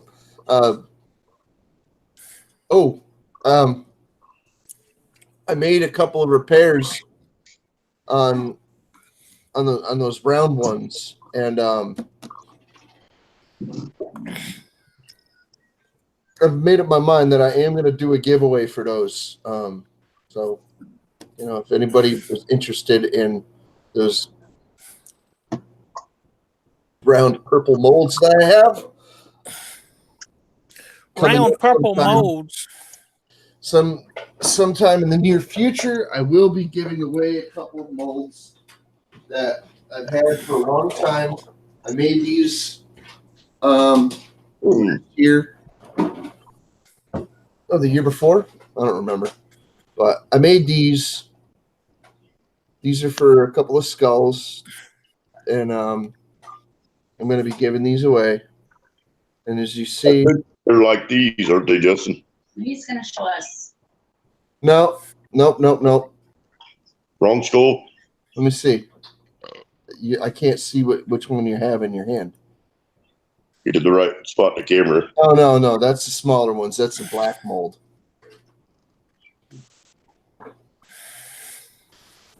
I never can tell. Like this one, Justin? Let me see. It's not taking the camera back. and That's forth. not the round one. Hey, That's- Justin, I have a question. Sure. Oh, is there like a longer curing period for the center of those big skulls that you sent me? I tell you why I'm asking, because I started to drill one of them to start milling it, and the center of it, when I pull the end mill back out, it had like gooey epoxy stuck to the mill tool. Maybe the bit was getting hot and it was getting melted to it. No, it was gooey. It was gooey. It wasn't like it had burnt something. There's a It was difference like between resin that starts to freaking, get overheated and resin that hasn't cured. So I don't know. Yeah. I haven't cut into a big one like that to find out whether or not they cured all the way through. Well, what I did was I let it sit for a couple of days because I thought maybe it hadn't cured in the middle all the way, Right. and I run the bit back down into it, right over to the side of where I did it the first time, and it didn't come back that way. So I'm thinking that maybe the hole that I drilled allowed air to get in there for the center to cure. Right. That's what I'm thinking too. Right when you said all that, I'm like, yeah, maybe him doing that. Because helped cure. Yeah. Because the second hole come out clean. Huh. All right. Yeah, I was And I those wasn't things sure. are good, what, 30 days old or something? Yeah, I wasn't sure if that was going to be an issue at all. I had no idea. Like I said, that's the first time I'd ever poured them things. I've only done 3 of them, and I've only sent out 2. So you have those two right now. I got Yeah. one for Jay, but I haven't sent it to him because I haven't had any shipping money. So, I'm yeah. not in no rush for it. I'm waiting for when you get the extra time and all to do that eyes and nose piece, just the front forehead. That's fine. It's not a big deal. I'm just Yeah. saying I haven't had the shipping money, and it's whatever. But those are the only 3 I've ever done from that skull, from that mold. Like the one that you just showed me, Jay. That's the smaller. That's the shifter knob sized one. Yeah. And no, that one is not one of these. These ones are the ones that are slightly smaller, like a little bit smaller than that. Okay, like more like Yeah. a golf ball size. About like this one. Yeah, that's the one. Yeah, mine are shifter size ×4. They're huge. Those are grapefruits. That's semi-shifter knobs. Yeah, those are grapefruits right there, bud. Yeah. Stacy, what you need to do with it is have it where the daggum jaw moves for you kick the jaw open to hit low range, pull it up to hit high range. Well, I thought about that, but if I do it that way, the skull will be facing the dash. Nobody will ever see it. So what I'm going to do is I'm going to turn it around backwards, where the face of the skull is pointing back into the sleeper, and I'm going to mill out a slot in the back so I can get to my high-low range. Yeah. On the back of the skull? On the back of the skull, and then I'm going to put a slot on the side of the skull with an extension for my splitter, because I got a 13 speed. Yeah. And I'm going to point the skull towards the back, and I've got 3 LED lights I'm going to put in the bottom of it to light the whole inside of the skull up. Heck yeah. Awesome. It's going to take a lot of milling work. And I was afraid to do any more milling work on it till I let it get good and hard. Yeah, yeah, that's fine. That's a better idea. I don't know how I'm going to resolve any of that stuff in the future. I mean, like I said, it is what it is. When I pour it, I'm like, well, that's how it comes out. Well, yeah. this thought even come to mind when I discovered that if you got it when it had only cured like a couple days, where just like maybe the outside quarter inch or so of it had cured, and you drilled a hole in the bottom of it and hollowed out the center, you could actually put a light of some sort in there, and it would be have the cool. whole skull light up. Yeah. Oh yeah. I've got a couple of ideas for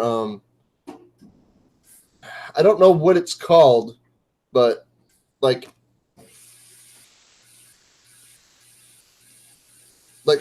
either closing off the back of the freaking molds. Like I'm doing a bunch of flat ones lately, like these ones. These are just, when these are done, the backs will be flat. Yeah. So when I was thinking maybe I should make some like bubbles of some sort to on a flat piece that'll fit across the top of this, that will fit down on all of these, right? To push into them. Yeah, to make a concave area in the back of it. Yeah, after they start to set up, though. Yeah. After they start to solidify, do that. Because, I mean, I don't know. Like I said, I am still beginner learner level of this hobby, so I don't have a lot of skill yet. Like I just found it interesting that it was like that, and it kind of made me wonder, you know, if the outside cures that fast, how long would it take for it to cure all the way through? Or if you don't open it up, will it always be uncured in the middle? You know? Yeah, I don't know. It might have taken forever to cure. I have no idea. Like I said, I never ran into that yet because I haven't cut into a big old hunk of it like you have. You're the first one that I know that's actually cut into it like that, because that's a big old chunk of lunka right there. That's a big old, you know, coconut sized skull. I don't know yet. I mean, I never done that. You have. It's definitely a handful. Oh yeah, no doubt. Thing's crazy. I love it. Stacey, you drinking a Mio? Yes. Awesome. I'm back on my medication. My stomach stays upset all the time, and I'm trying not to drink as much Mountain Dew. Yeah, it's hard to stay off the Mountain Dews. I know. I was on the Mountain Dew terrible for many, many years.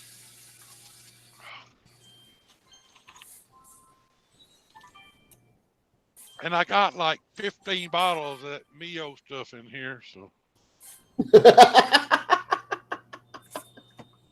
That's not the best stuff for you either.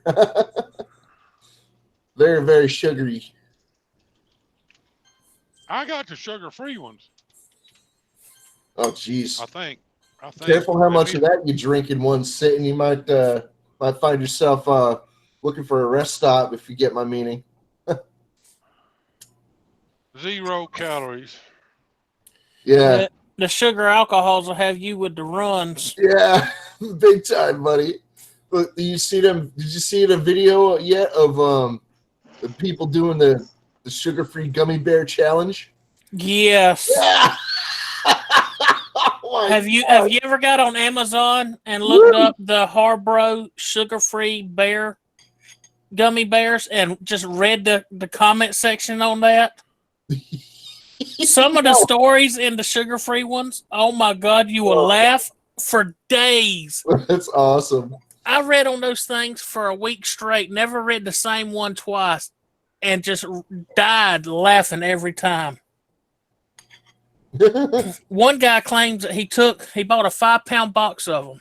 Yep. And found out what they done to him. So he grabbed a whole big old bag of them, carried them to his construction job to the office, poured them in a big old bowl in the front for all the workers to eat and all. And they did roofing and stuff. He said that was the worst mistake them guys had, was coming in stealing them bears every few minutes when they were up on that roof. We used to take like Sprite, you know, the soda drink Sprite. Yeah. And we would get the individually wrapped, the green apple Jolly Ranchers. Oh. Yeah. And we would take like 12 of them and unwrap them and put them down in that Sprite and let them dissolve. You had to leave the lid off of it or the bottle would blow up, but let them dissolve down in that Sprite and then put the lid back on it, get it good and cold. Man, you want to talk about something good to drink, but Jesus Christ, you'd have the rip roaring shits for a month. Nice, Rob. Hey, Nachos, Dad. Hey, Nachos. How you doing, Nacho? Oh. Crystal makes good chow. Thank you, buddy.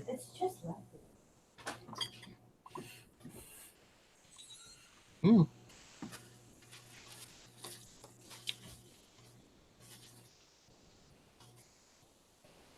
I haven't had a chat open this whole time. I'm slacking. Slacking, I tell you. Freaking hungry. Sorry, Stacy. You got any chips or anything? Well, Stacy, I ain't gonna tell you what I just got through I got eating. me an orange. I ain't gonna tell you what I just got through. Well, good, because I got a pretty good idea, and I really don't want to hear it. No, it wasn't another wildlife breed. Oh. You still got my back strap saved up, right? Yeah, I still got that gallon bag in the freezer waiting. My wife keeps sending me freaking west. Told her I was tired of coming over here.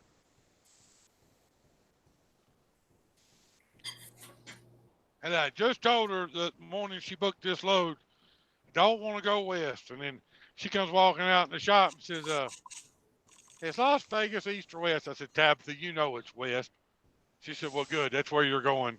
I'm like, thanks.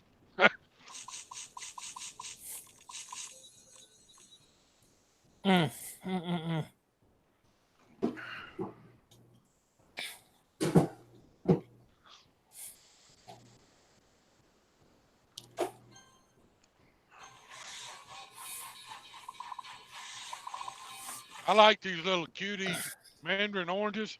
Yeah, them things is good. Great. But you have to eat half the bag to feel like you ate anything. Sometimes. Yeah, but they're easy to peel and there ain't no seeds. Yeah.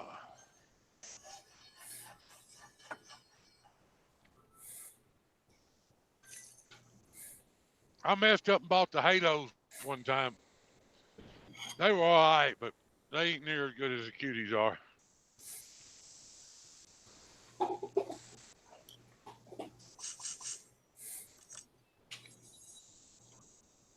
They got Halos, they got cuties, and they got something else too. Looks like Nachos is getting a new truck tomorrow. Oh yeah.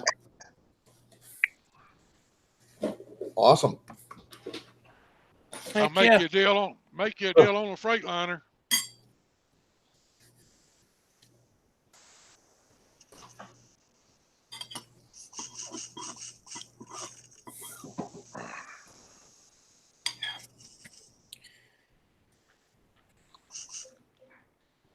I wish I had my old Freightliner back.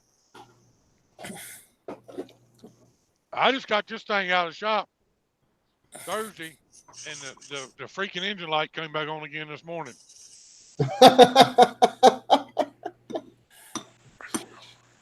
That truck has got demons. I've been telling them this thing has got an electrical gremlin in it somewhere.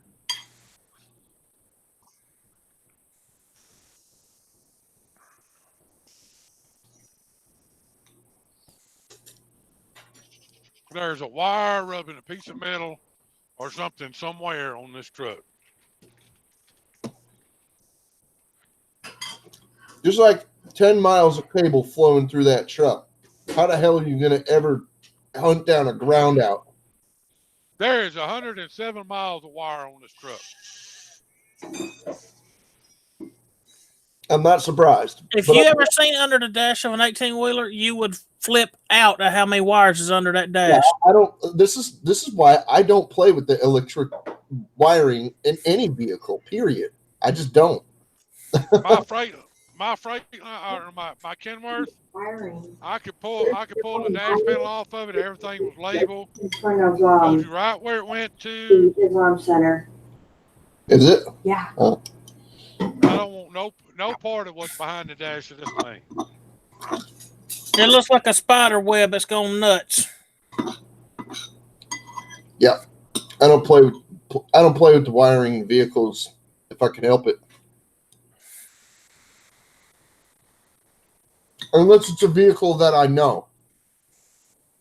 Tabitha asked me the other day when I was going to start putting chicken lights all over it. I said, I ain't doing nothing. I ain't doing nothing to it. Like the old GMs, sure, I'll take a poke at it, no problem.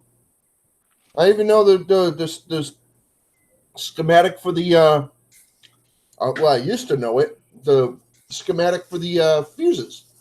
I used to know that way back, like 20-something years ago, when I had me a nice old 70s GM. I'm sure it would come back to me. If I had one sitting in front of me, I'd be like, Oh yeah. There you go.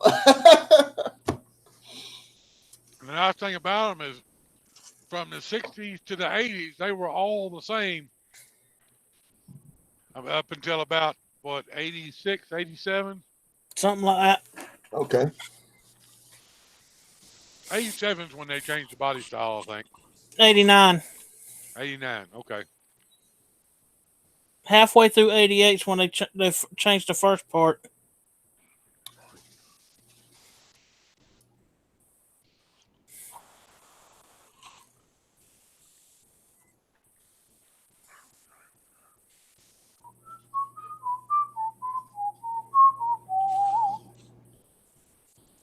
Oh, man. But no, I had a 99 Freightliner Classic Super Condo.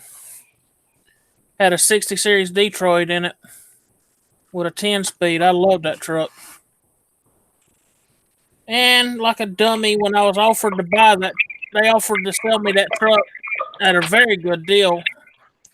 My dumb butt didn't take it. I should have stayed out on the road driving that truck instead of coming home pulling chips. The 60 series was a good motor. This DD16, I'm not impressed, man. I wasn't impressed with them Mercedes diesels either. Mercedes. And the damn Volvo trucks, it don't matter if they got a Detroit Cummins or Volvo engine in them. Nobody will work on them but Volvo. Yep.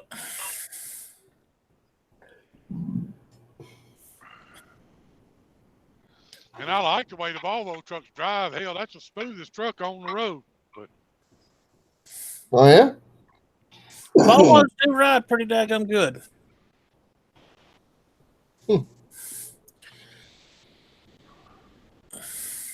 my Kenworth rode good because it was so damn long, you know. Same thing with that Classic I had. Yeah. That was a long beast. Hey, it's an adjustment going from a 390-inch wheelbase to a 265 wheelbase. Yeah, it's like cutting the whole hood off of a truck, and you're like, whoa, where'd half the truck go? You ought to seen me the first time I went from that Classic and all and got up in a buddy of mine's cab over. I'm like, where's the rest of this truck at? One thing about it, you can see how close you are to the car in front of you. Uh-huh. Oh my goodness. I had an old K100. Was red and black, just like Smokey in the not Smokey, but BJ in the Bear truck. Yeah.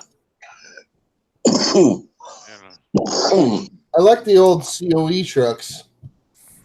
I like them. Yeah. For regular passenger or regular vehicles. I like them. They're really cool. The 40s versions are my favorites. The 40s ones. Those things are just crazy looking. My favorite COE was a 54 F650 COE. Let me see. I'm going to look that one right up. I think it was an F650 is what they declared it. But it was a 54 COE. A Ford? Ford, yeah. GMC made one that was neat too. Yeah. Okay. GMC COE is got the front end. It looks kind of like the creeper van off of Jeepers Creepers. Yeah, okay. I got a 54 Ford. Yep. Here. And it's got a little stubby bed on it too. So it's a crazy looking little truck. Kind of flat black looking. Big old rims. No. This one's yellow and white here. Mm. It's a crazy looking little truck though. I like it. I seen one at a car show, and then I seen pictures of it on the internet. It's gold looking, and it's got a flatbed on the back, and they haul a daggum race car with, or a show vehicle with. Yep, there it is, right there. That's the one I found. It's a little stubby. Oh, hold on. Let me show you the front. There's a bunch of pictures of different ones, but I was looking at that particular stubby one because it was funny looking. Yeah, that's a Yeah. GMC. Is that a Ford or a GMC right there? That's Ford. That's a 54 Ford. There was a GMC in that series of pictures that he was showing. Probably, but no. Yeah, that red one, I think, is a Chevrolet or GMC right below it. Justin, this one's a Ford right here, and that's a Chevrolet, I think. I think it's funny because it's stubby. Yeah, this is a Chevy. Yeah. And then here's a GMC Magnum version. I don't even know what. Actually, that's got a Ford. That's a Ford grill. I don't even know what to call that. That's a Ford grill with 24-inch rubber on it. Yeah. That thing's just goofy looking. I like it. Don't get me wrong. I like it.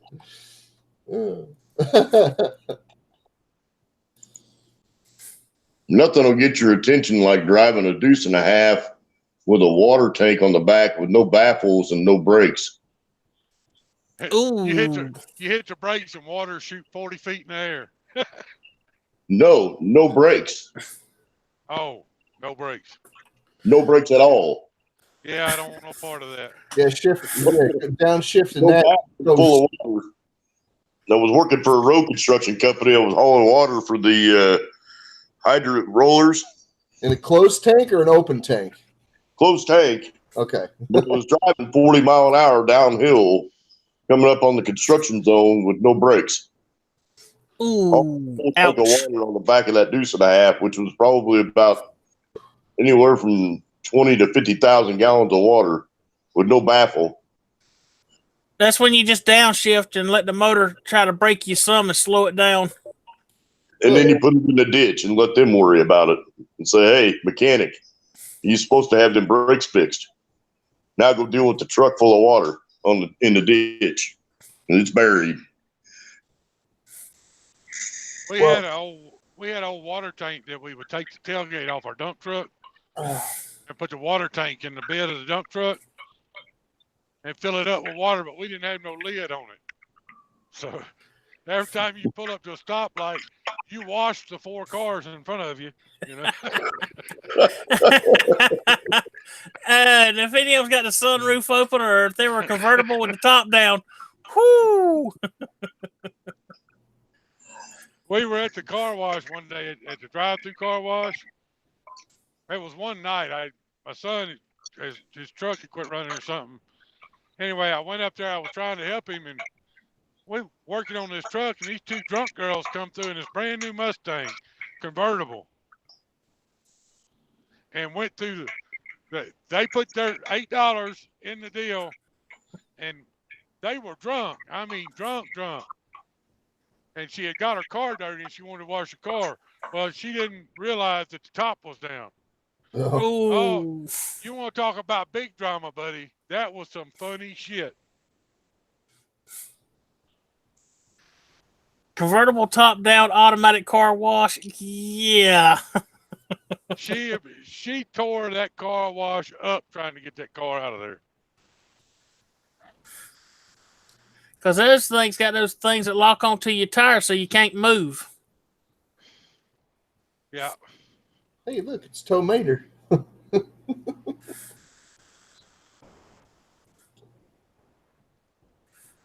That's where you need that easy button from Staples. Yeah. Abort.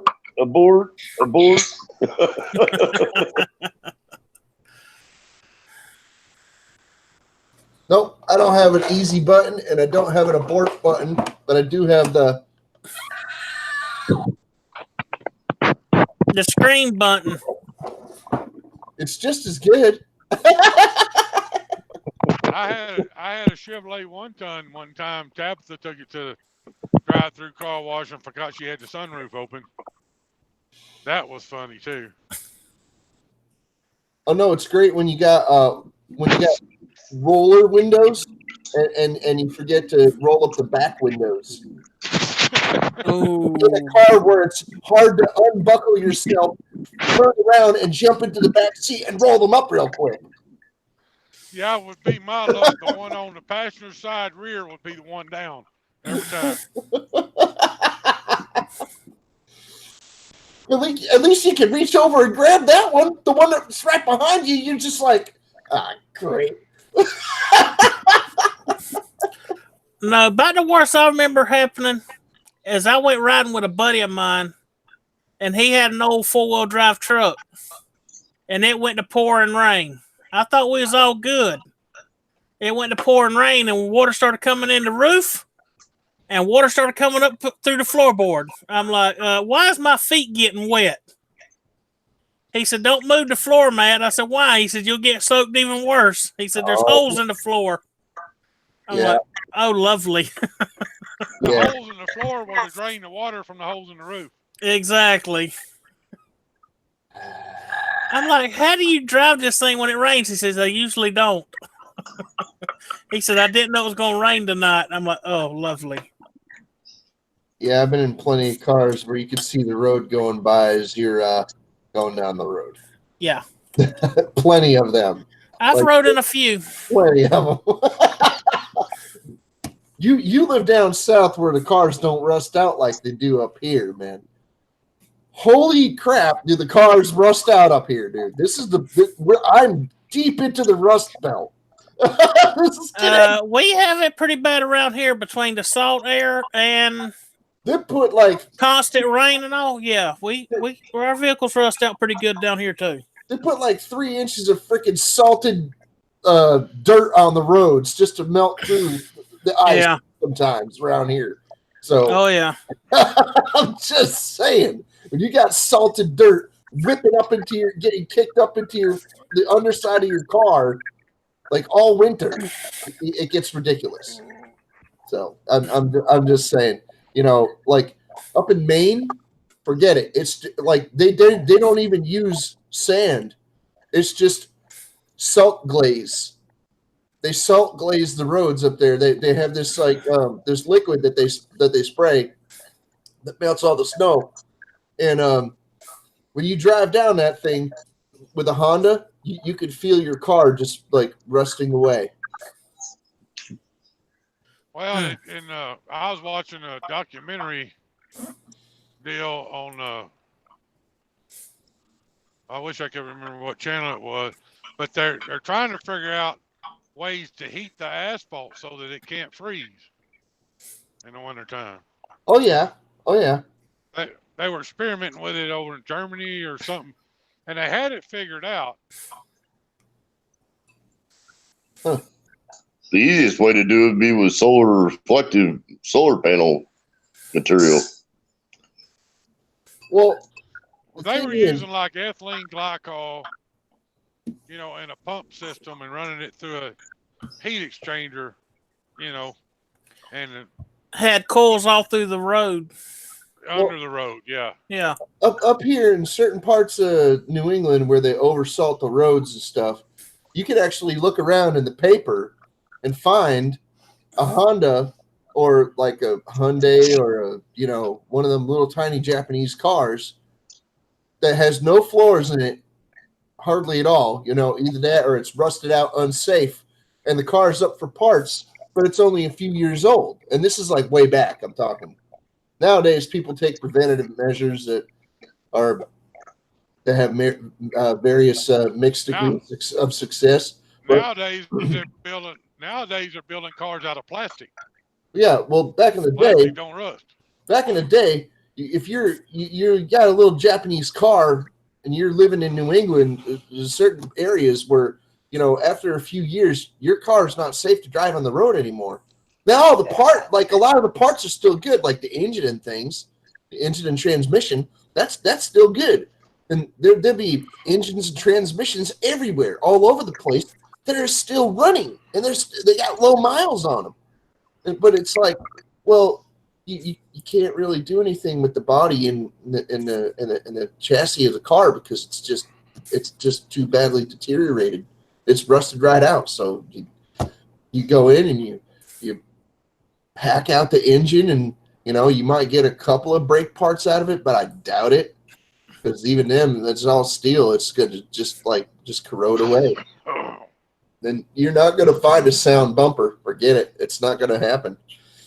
You know, you pick up the bumper off of one of those cars and just like you just snap it in half because it's so badly rusted. You're like, forget it.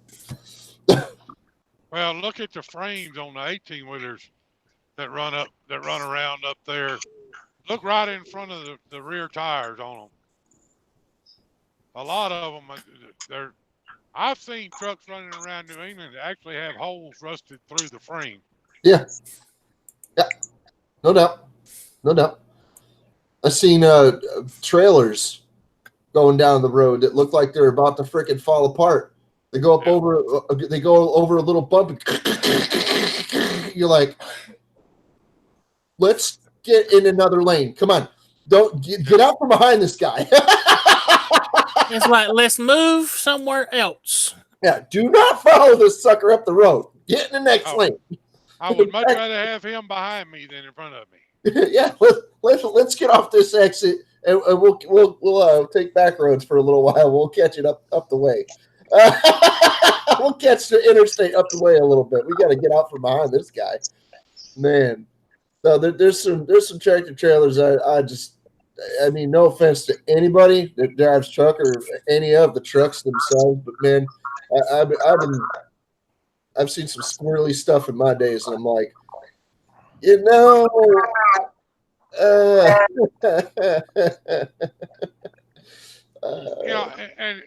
and the DOT officers will let them go, but a guy like me roll up through there with a newer truck and a newer trailer.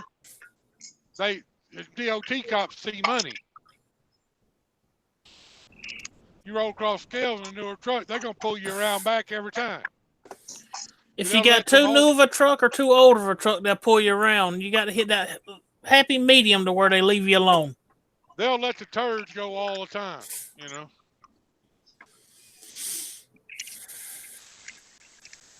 Hey, Jay, Wear it down. Yeah. I finally got power in the barn and my smoker out of my F1 Sissy. Yeah, I heard that a little earlier while I was watching it on my phone while I was eating. I had to unpack the smoker. The sissy. Yours is a gas-powered smoker, though, ain't it? No, Electric? it's wood fired and it's big. Oh, yours is actually wood-fired? Yeah. Then that's a smoker then. If it's gas or electric, that ain't a smoker. Nope. That's an oven. That's a cooker. It's an oven. If it's gas-powered or electric, that's an outside oven. Yeah, that ain't no smoker. You call it a cooker, but not a smoker. I know. Yep. I know. Well, a smoker creates smoke. I know. And you cook with wood. It's got about a 30-gallon tank size smoker unit on it. Heck yeah. And then the firebox on it's probably about 10 to 15 gallons. Pardon? I think mine, the top tank is a 30 or 36 gallon on the top. The bottom tank is a 28 or 30 gallon for the firebox. Lowlid, how you doing? I didn't see you there. How you doing, buddy? Nice to Hello, have you. Lid. What's that, Low? Oh my goodness. Pat had a pretty good stream earlier. We were in there visiting with him for quite a while. How many people we got in the chat, Craig? I think that there's about 6. I'm not there. Says we got 7 watching. There is Lowlid in the chat right now. That's what it says for participants. I'm over here. Yep. Well, Lowlid and Twisted Eye Racing. Quiet night. Well, one of the ones that's on the YouTube thing is showing up as mine because I got it playing in the background too. One of them's yours, one of them's Stacy's, one of them's Captain's, Low Lid. And Brandon was here a little bit ago. I'm not sure if he's still around or not. And Nacho's dad. Yeah. Kathy's still here, so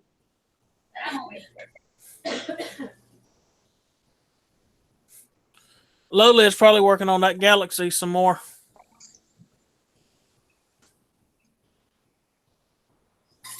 Listening and doing other stuff. That's it. Is Low Lid the one with the 50 Merc? No, Yeah. that's Hot Rod. Hot Rod's got the 50 Merc. I thought Low Lid's got the Galaxy.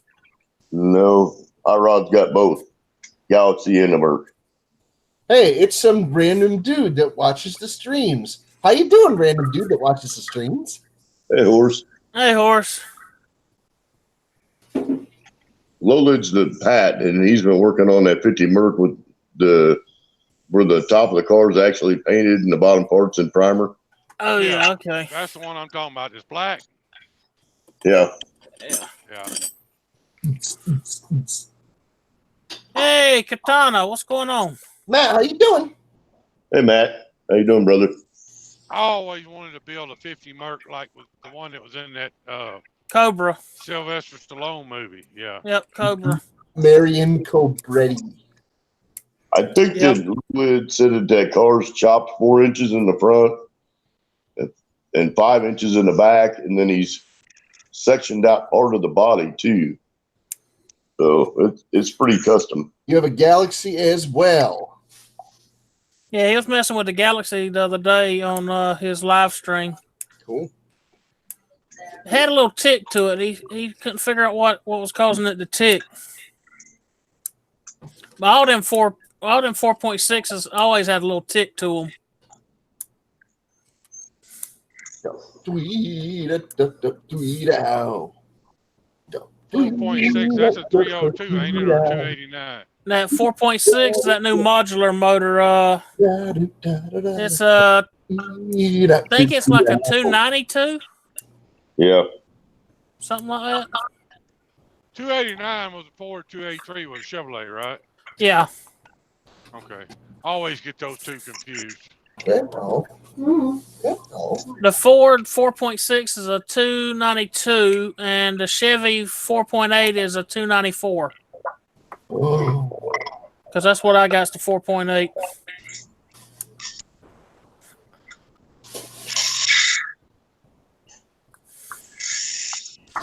Oh, it quietened off after it got warm? Cool. But most of them 4.6s had a little tick like that anyway. Yeah, that's just a lifter pumping up. Yeah, he's got that overhead cam 4.6. He's also got a 460 tucked down in that Merc. Yeah. I want me a 429.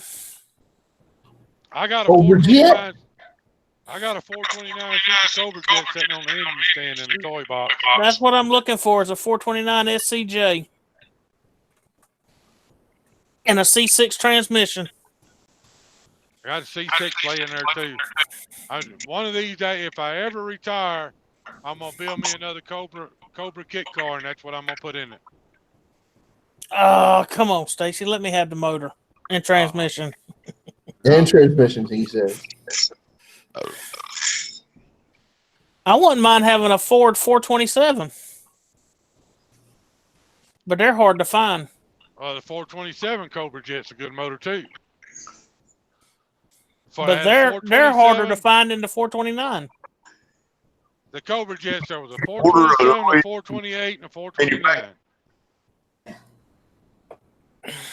Not a reman, but a reproduction, OEM reproduction for Ford. Yeah, but I'd rather find an original. It is an original Ford part, but it's been put back into the assembly as a genuine antique Ford part. Yeah. You can buy. Oh, they fire up the old machines and start making the parts again. You can buy a 1969 Camaro in a box. Yep. You buy the kit for it. Sure can. They make all the parts to build the car, and you get it in a box. I tell you what, you remember how everybody thought for a long time that they stopped making Volkswagens and things like that? Like a 1967 Volkswagen. You couldn't get parts for it anywhere. You couldn't buy a brand new one or anything. Well, for decades down in Mexico, there's some company down there had bought all the machines from Germany and had them shipped over to Mexico so that they could continue making all as many of the years of Volkswagen as they possibly could. Because they use them for taxis. And they made those things down in Mexico for decades. And you could go down to Mexico and buy a brand new 1966, 67 or whatever year Volkswagen Beetle, in every detail, just like they did back in the 60s. Modern materials, of course, but it looks identical to it. But they wouldn't let them into the United States.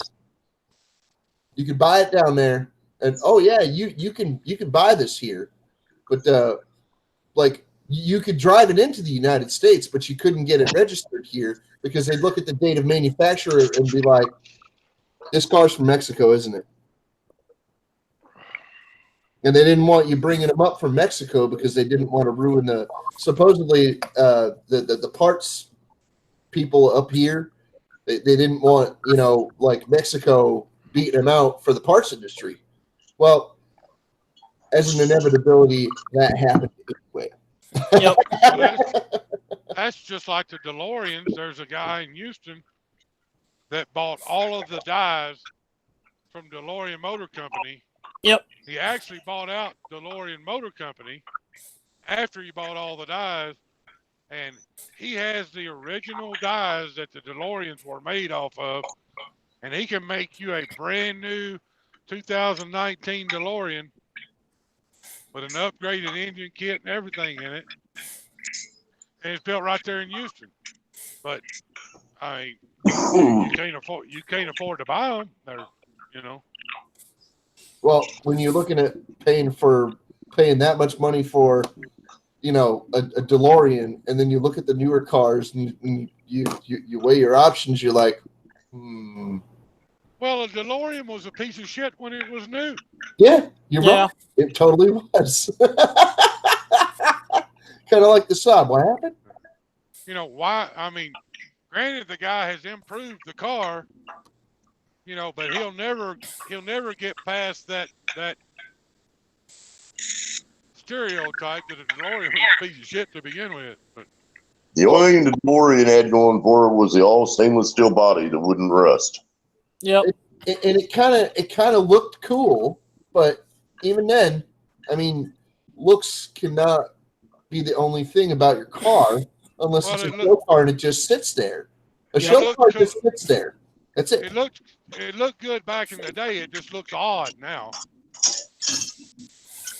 Well, I grew up with it, so I'm like, yeah, this thing's cool as hell. But it would be a treat for me to take a ride in one, or to even have somebody be like, here, dink, go take a ride, go driving around a little bit. I'd be sweet. Hey, Stacy, you want to know an odd-looking car that I want one of? What's that? I want a 1974 De Tomaso Pantera. Yes, those things are hot looking, bro. Hell yeah, dude. The car that I want to build, and it's a complete kit car. I don't know that there was ever one in production, but I found a place where I could buy the kit, and that is the I think it's called a Coyote, the car from the TV show Hardcastle and McCormick. Yep. I know what you're talking about. Them cars are wicked. That is a total kit car, though. Yeah, it was a Coyote. Yeah. And they have the plans that I found, or the kits that I found. You can buy it set up. You have to buy the transaxle because it's a mid-engine car. Yeah. But you can buy where a 350 Chevrolet will bolt up, or a big block Ford, or Volkswagen. About any motor you want. I even seen it where you could put a 393 Hemi. Yeah. There used to be one of those in Ottawa, believe it or not, Stacy. Do what? There used to be one of those in Ottawa. A Coyote? Yep. Well, the kit for the car is only like $4,400. The guy that ran the No-Tell Motel on Old 50, where the viaduct used to go over where Price Chopper's at now, Yeah, that hotel that was out there, yeah. the guy that used to own that had one. They used to sit out there in front of that hotel for years.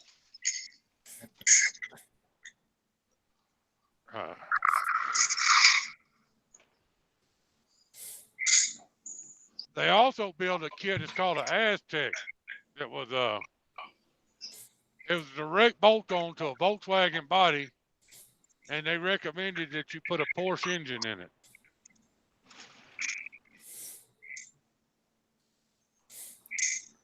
I know where a Porsche motor's sitting at right now.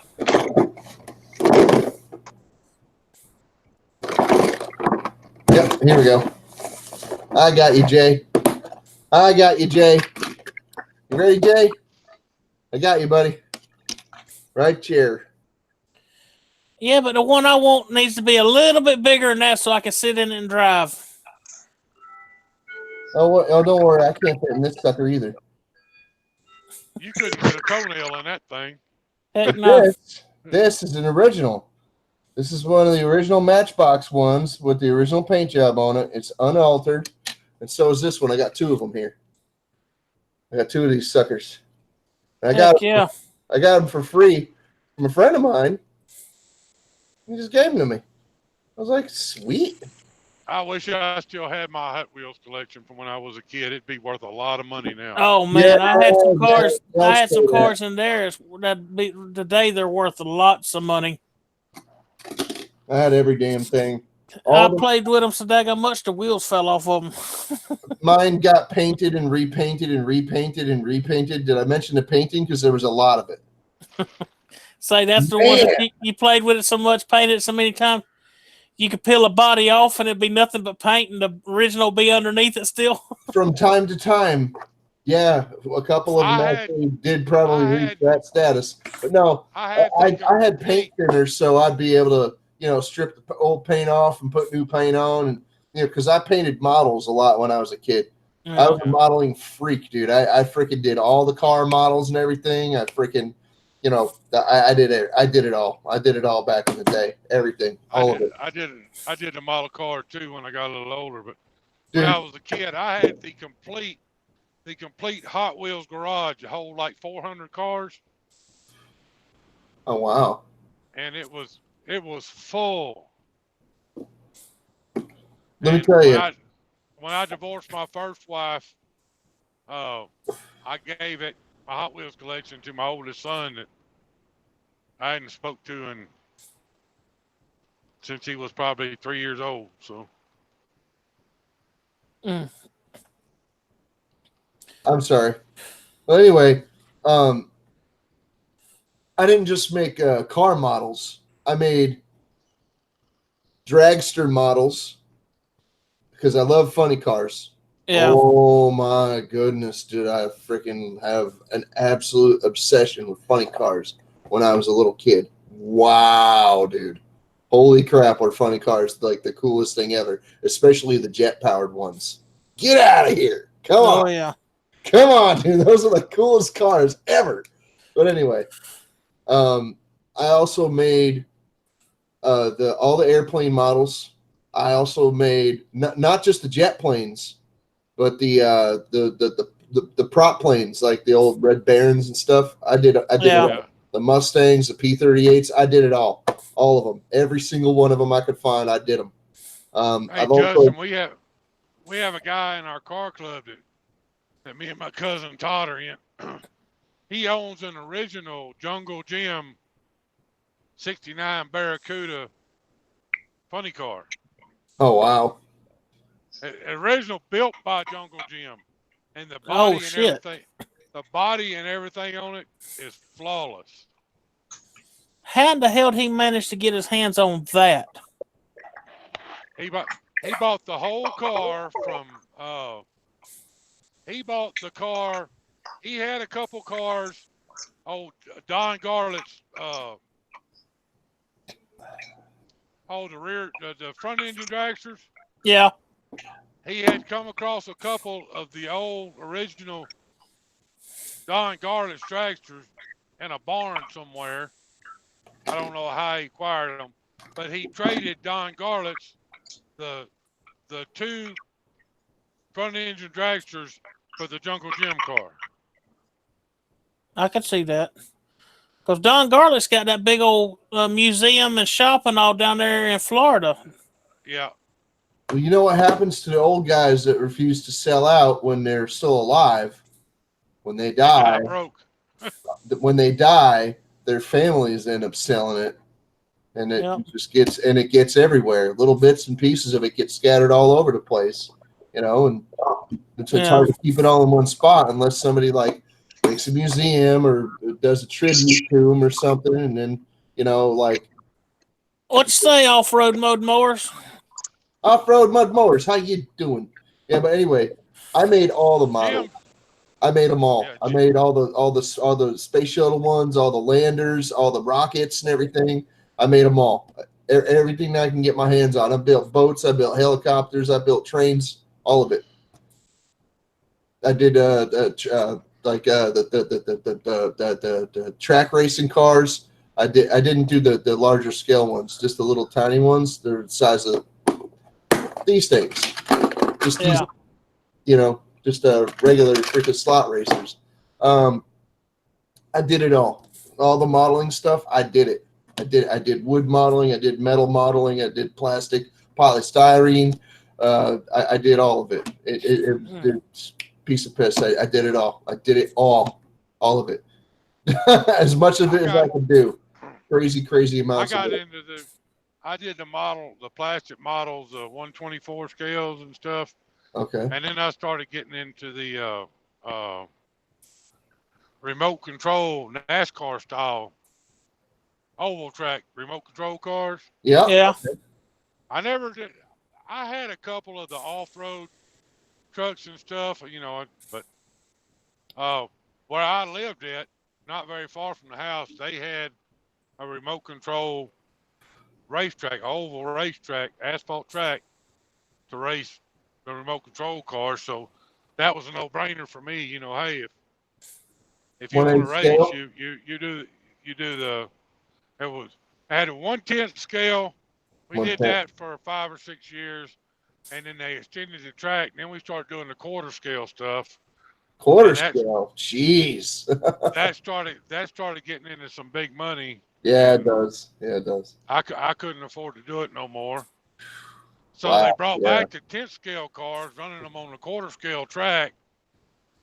And they got to where they were so fast that down the straightaways, I mean, if the wind blew the right way, they were just like a 60-mile-an-hour missile flying at somebody. So they quit racing them. And have you seen the tether cars? I used to have a couple of them run around in a circle. The tether cars are scary fast. Yeah. Like there's a couple of videos on YouTube that I used to watch every once in a while. One of them got up to around 200, and the other one got up to around 300. I was like, no, that's scary. That's stupid scary. No, Yeah. I would not bother with that. I'd be like, yeah, okay, mine got up to like 100 miles an hour. That's pretty cool, whatever. No, I had one that we took a big nail. Daddy found a big nail, and we managed to be able to drive that nail down into the asphalt in some old abandoned parking lot or something. And we strung that thing out there. It had a little Cox engine in it. Won't never forget it. Hardest thing in the world to get started. But once you got it started and you set that thing down, oh man, it was a black funny car. I won't never forget it. And it got to going so fast, it finally just lifted up off the ground. And when it hit the ground, it disintegrated. Yeah. Mm. Yeah. Because they didn't have no top end on them. They would just keep gaining speed till the motor run out of gas or it come apart. Till it run out of gas, the engine locked up, or it disintegrated. And then there's those silly airplane ones where you in a circle. Do you remember them ones? Yeah. Yeah, the airplane with the tether to it. And you stand there and like you get it'll get you dizzy. It'll get you dizzy. It's cool. It's cool and all. Don't get me wrong. But it's from a bygone era. Like, no, we're okay. No, you go ahead. I'm gonna. I almost got into the remote control airplane deal. All right, Katana. Later, Matt. Going so far as to build the airplane, have all the radio controls and stuff in it, and I would taxi it around in the school parking lot. And I got a wild hair one day, and I just wanted to see how fast it would go. I was trying to keep it on the ground, and it got a little bit of air. Well, when it come up in the air, I figured, well, we're already in the air. Let's go on and see what happens. And I flew it right into the side of the school. Yep. Ouch. That was my experience with remote control airplane. Well, nowadays, remote control airplanes are not the expensive hobby that they used to be. It's actually one of the cheaper ones to get into, to tell you the truth. Now it is, yeah. Yeah. Remote control cars is getting kind of expensive with all the hop up stuff and all that stuff they got for them now too. Okay, I got to correct you fellas on one thing. It's no longer called remote control. It's called radio control. But anyway, RC cars, as we like to call them, so nobody argues about it. Yeah. We understand these things to be what they are. You know, they are toys. You know, and however much you want to pay for your toy, well, I reckon that you're going to pay that much and probably more.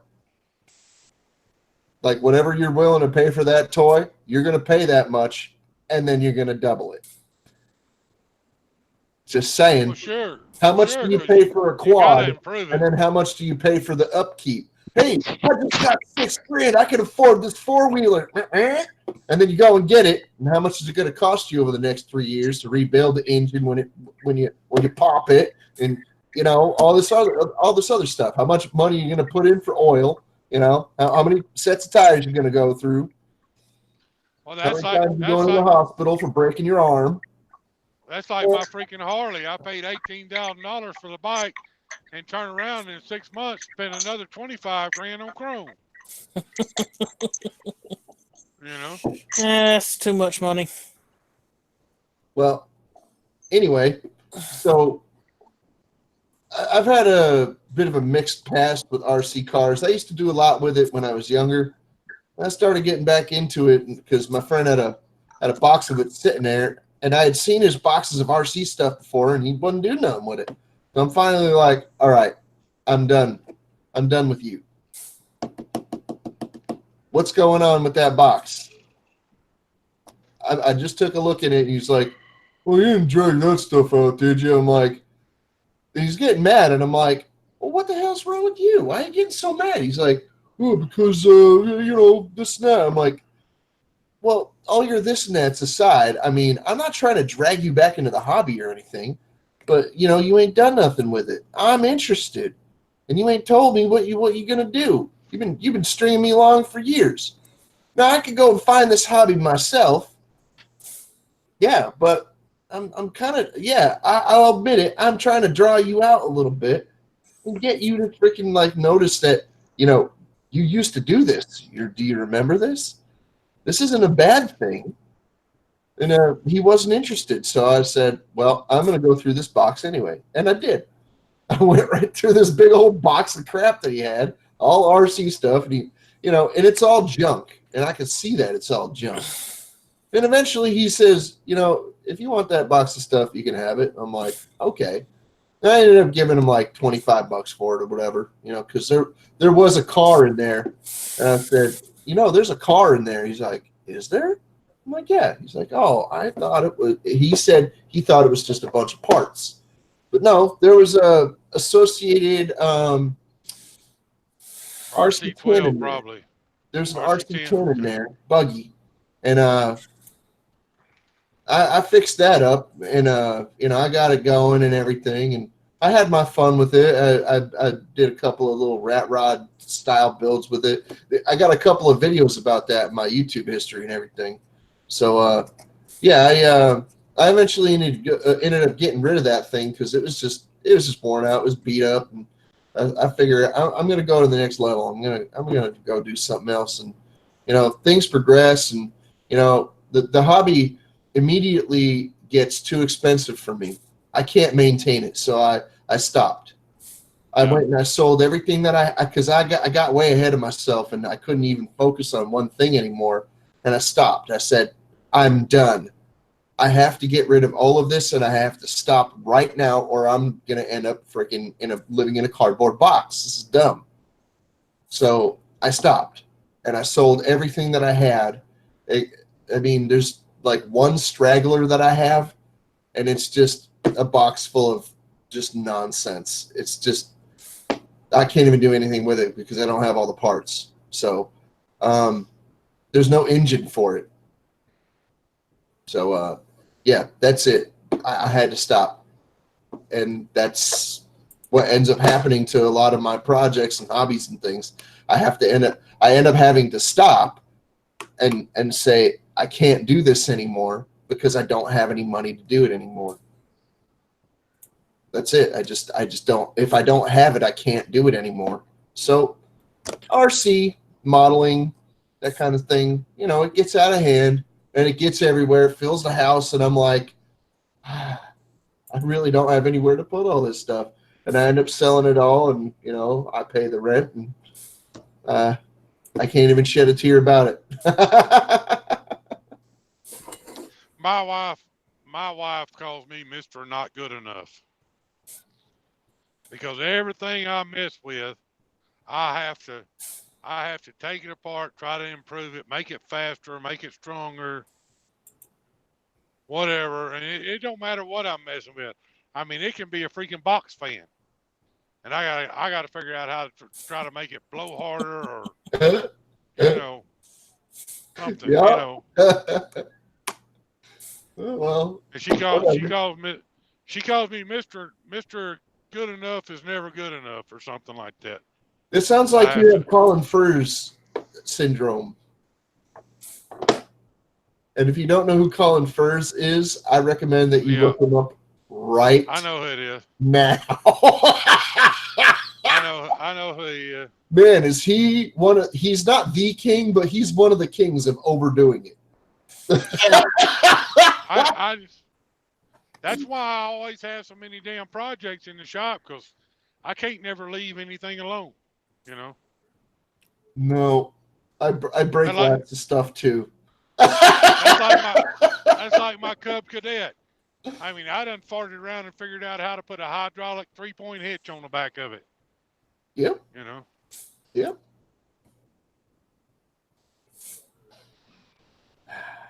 You leave Stacy alone long enough, and he'll reinvent the wheel. And I've done tried that a couple times. And then he'll reinvent that one.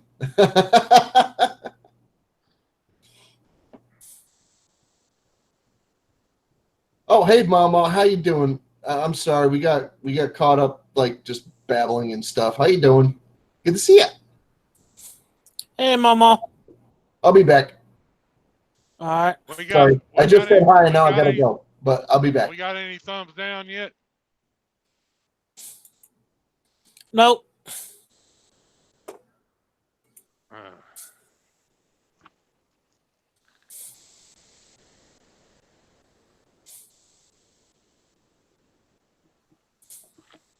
Oh, Lord. I got another hour and 5 minutes left I can drive today. That'll get me about 30 miles over into Arizona, so that'll put me within good striking distance of hitting where I need to be tomorrow. Heck yeah.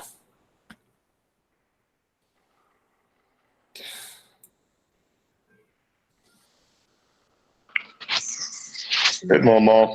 Hey, Power Girl Nation.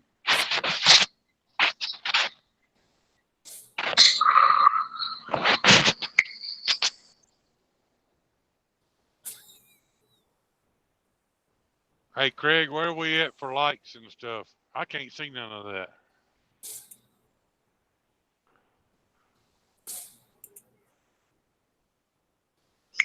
$31 up, 0 down. Yep, How many? 31 and 0. A pretty good live stream then. Heck yeah.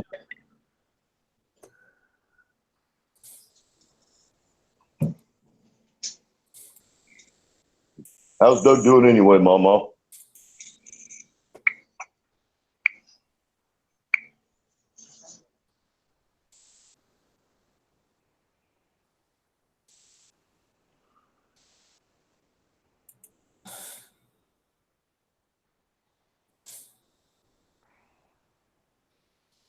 Yeah, I got 2 emails from YouTube on my Friday night stream.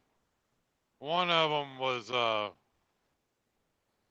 I was reported for harassment, and the other one was for inappropriate content.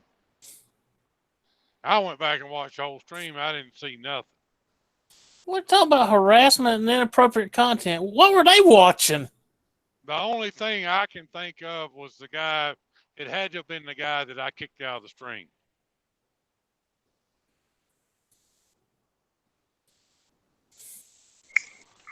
Well, there was another one tonight I booted. Well, you know what? That's why I've been limiting the panel and not letting a whole lot of people on the panel. Because right now I need to keep a pretty close rein on what's going on. I must have missed Friday nights when I went out to eat, and I missed a good bit of the stream. Yeah, there was a guy come in there, kept calling people names and shit like that, and Craig hit some comments. Horse hit some comments. I think Craig timed him out, and as soon as he come back, he smarted off something else, and I just said, you know what, I had enough of this shit, and I kicked him. Yeah. Those were my exact words. I've had enough of your shit. Bye. And I kicked him right there off the stream. Well, this guy that came in tonight said something about 18-wheel commercial beaver, something or other. That was enough for me. Like, nope. Went and looked at his channel, and he had no subscribers and a cartoon face. And I'm like, nah, we're not having this. We're not starting troll night tonight. Yeah. And it's been pretty quiet since. So.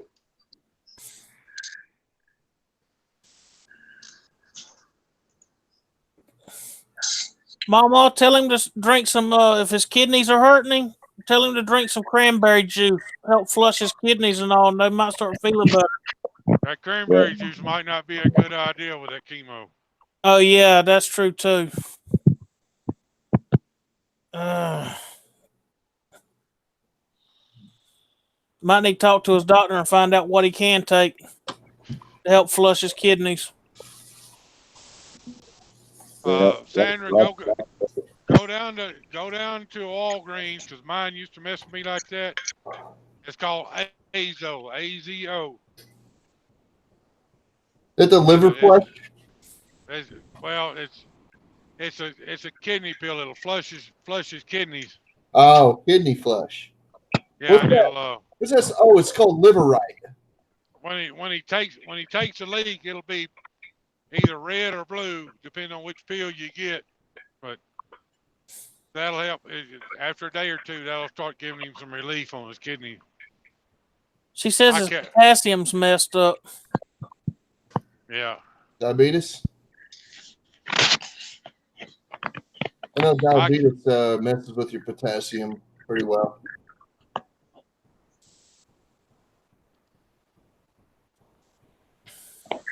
Didn't Doug just have another round of chemo? He's supposed to anytime. I don't know if he started it yet or not. He seen something about it. I don't know. I haven't been paying attention to anything in the last few days, if you haven't noticed. I'm kind of like, I think everybody's been kind of busy or off in La La Land. Yeah. Yeah, if he got his second round, they probably upped the dose on it. She said, yeah, he just had one. Mm-hmm. They upped the dose on it. That's what's got him messed up. Said he's hurting and was in tears. Yeah. Wish there was something I could do, but in them situations, there pretty much ain't nothing you can do but be there when they need something. Yeah. Just suffer through it. Do the best you can. Yeah. Yeah. Well, he has, what, 3 of those rounds of chemo? I think this was the second one that he just recently got. I think. Yeah, I think that he was supposed to do 3 rounds total. And then the radiation, I thought. But I can't be for sure. Usually they'll do 3 rounds of chemo and then start radiation. You'll get a radiation treatment, then a chemo treatment, then a radiation treatment, then.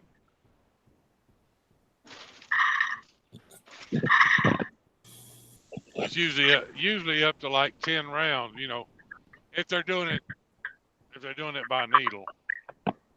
She's saying that he had to come off the chemo a day early.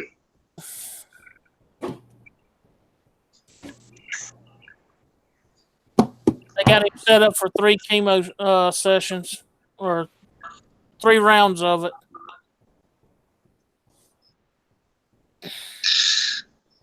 And 35 radiation.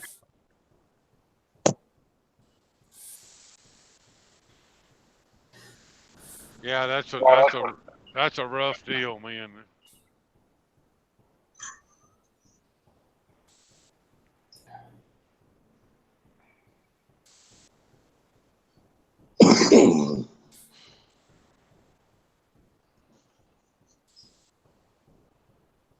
I love Doug to death, and I know what he's going through, and it breaks my heart every time I think about it.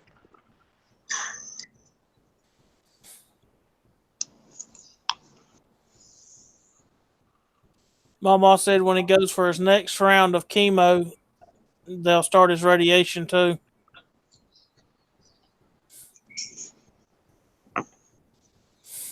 But all he can do is do what they tell him to do. Just keep doing it. Yep. Sandra, get you a big garbage can to put by the bed. Definitely. With a good trash bag in it. Or if you have to, double up the trash bags.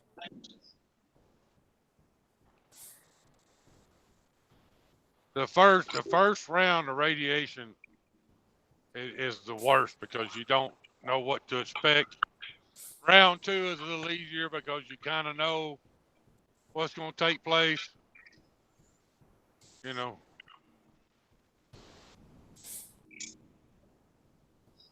And after the third one or so, you start to anticipate what's going to happen. You know. She said radiation 5 days a week and then chemo every 3 weeks. Radiation 5. Gosh, damn. They're doing the pulse laser radiation, so he's not taking the medicine for it. They're actually doing a laser. Oh, okay. Yeah, that's okay. That's a different ball game than what I know about. Yeah, that they can pinpoint it more accurate to hit where they need it to be with that laser. It's supposed to be pretty damn effective too.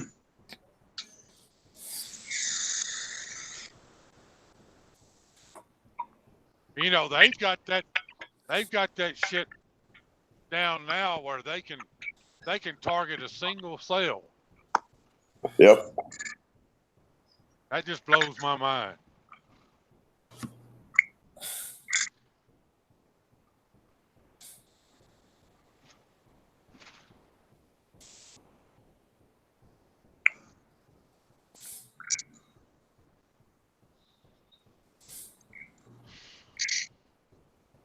He's a tough cookie. I can tell you that. Yeah, Doug's a lot tougher than anybody thinks he is. Oh yeah.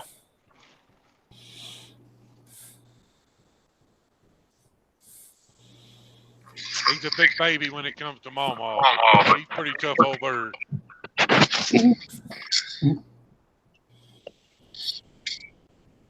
They ain't gonna give up this easy.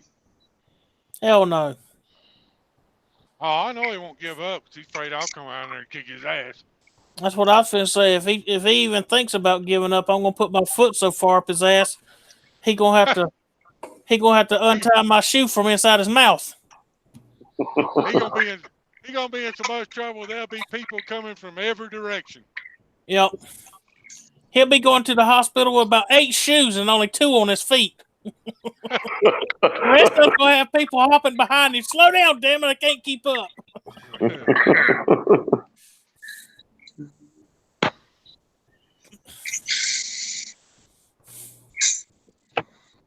It's kind of hard to argue with a room full of men, Mama. It'd probably be hard to say anything in a room full of men, especially with Doug around. You look at the circus around there now. Wait till you get a whole house full of guys. I've been around there. She knows I ain't afraid to get on him.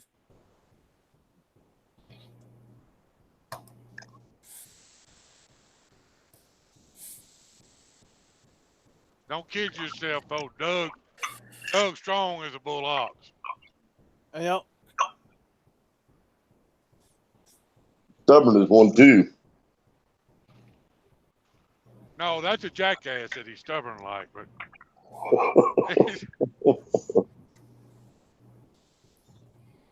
That's an understatement on being stubborn. they don't come much better. I can't wait to see him finish up that mud mower. I want to see what it looks like when he finishes it because it's looking pretty damn good. Yep. He's got a lot done. He sent me some pictures of the red and the black, and I called him on the phone. I said, the only thing missing is you need to break the red and the black with a silver pinstripe. That would look good. I think he done it. I'm not sure if he's done it or not, but he got them rims. He got them rims cleaned up and all real good and painted up nice. I know he had some silver on the wheels. They look good. Oh yeah.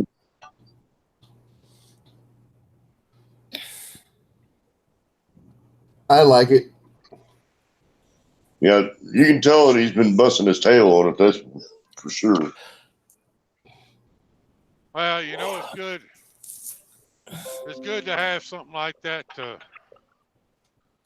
occupy your mind, because when you're feeling like shit, you can go out there and get your mind off the way you feel and start thinking about, okay, how do I do this, or how am I going to do this, or exactly.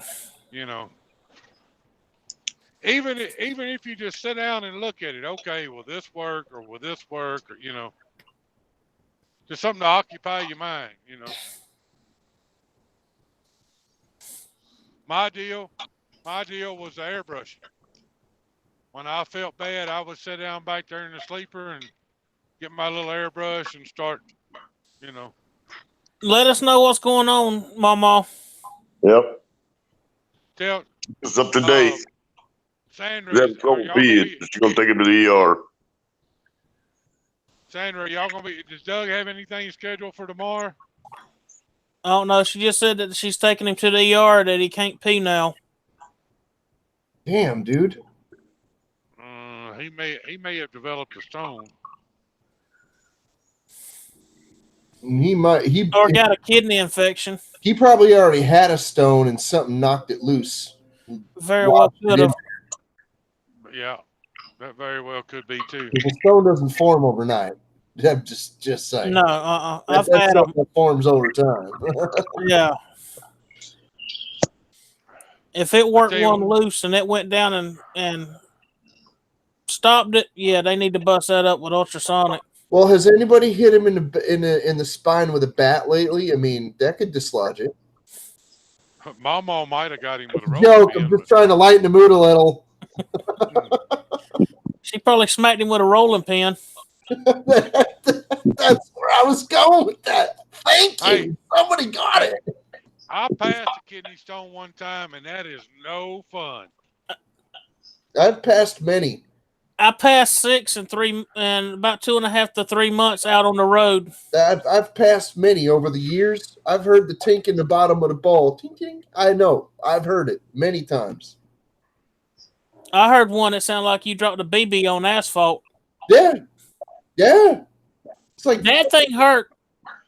That thing hurt because it about put me to my knees afterwards. yeah, it's like pushing a coconut through a garden hose. Get out of here. No, this one had spines on it. It was like pulling a porcupine out by its tail. I know. It's like razors, dude. It's like a razor ball. Yeah.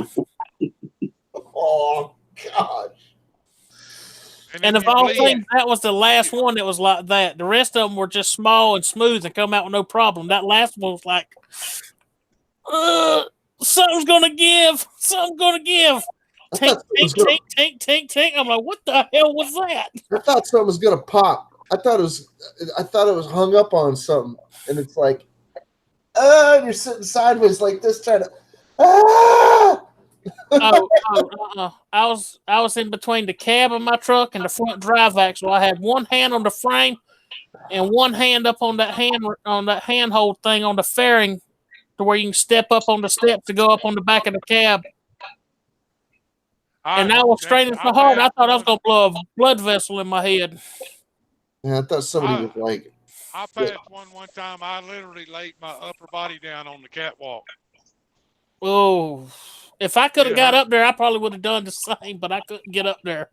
I literally opened the door, slid my butt off the side of the seat, and hit the top steps and slid out of the truck because I couldn't walk hardly. Yeah. I mean, I've never been stabbed in the guts, but I would imagine that that's the closest thing to it. Like stabbing you and going. I've been shot in the gut, and I believe that the kidney stone hurt worse. Oh, geez. Well, they always said passing a kidney stone is the closest thing a man ever come to having a baby. I give birth to 6 of them. What say, Fotia? How you doing? How you doing? My goodness. Yeah, I'm not a big fan of that. Of kidney stones and things. I've always said I wouldn't wish that pain on my worst enemy because not really, man. No. That is some painful shit. No, probably not. And women get them too. So no. And even inside the 5-horse Briggs. Ooh, ouch! It was a red anthill. Yeah, I believe you got a lot of cleaning to get all them things out of that thing. Get them out of all the little passages and stuff. Okay, so a new carburetor. Flotia said he's got his hands on a 5-horse Briggs that had an ant colony living inside the engine. So a new carburetor. A lot of work. Best thing to do with that is soak it in some diesel fuel. Yeah. Brake fluid, diesel. Yeah, that'll do it. Put it in a 5-gallon. Pull the side covers and turn it upside down in a 5-gallon bucket of diesel. Yep. And let it fill completely full of diesel. That'll get rid of the ants and clean and dislodge anything up in it. Oh, the detritus. Jay, have you ever seen used to call it a Maytag. It was an air operated machine, and you would take the whole engine. You wouldn't pull the covers, nothing. You just pull the carburetors and the tins off of it. You set the whole engine down in this basket, and this basket hung on this hook. You drop it down in it. We always use diesel fuel, but you could use Barsol or whatever. Mm-hmm. And you close the lid with that basket hanging on that hook, and you hook air to it, and it oscillated it like a Maytag washing machine. We always called it a Maytag. And you want to talk about something to get an engine clean, Jack? I've seen those, but I've never used one. Well, I haven't seen one since I worked at Penske. I haven't heard of anything since I worked at Penske, and You know, surely somebody has got one, or they're still making them, or something. I am somebody, but don't call. My buddy If Ray had his own machine shop. He was a machinist, did engine blocks and stuff like that. He had one of them things like that he used for cleaning cylinder heads and all, and it would vibrate and all. This didn't vibrate; it just oscillated, turned back and Yeah. forth. But it turned back and forth at a pretty good rate of speed. You know, Yeah, well, They that's what I call vibrating. they had different sizes of them. I mean, they had them big enough you could put, you know, big diesel engines in, but they were huge. They had them, Yeah. you know, depending on what you want to do, all the way down to a coffee can size one. You know, The one he had, you could slide the cylinder heads down, hold one end of the head, and slide them down into it, and Yeah. it would rock back and forth. but the one we had was about the size of a 55-gallon drum cut in half. Yeah. Well, this one was big enough for 2 big block cylinder heads to fit in, Yeah. and it would just go back and forth, and it had the little pockets on the side like the valves and all that. If you took them out of the heads and all, and it would just rock back and forth. Yeah, they had a bigger one outside. They could put, you know, whole engine blocks in, a big block engine.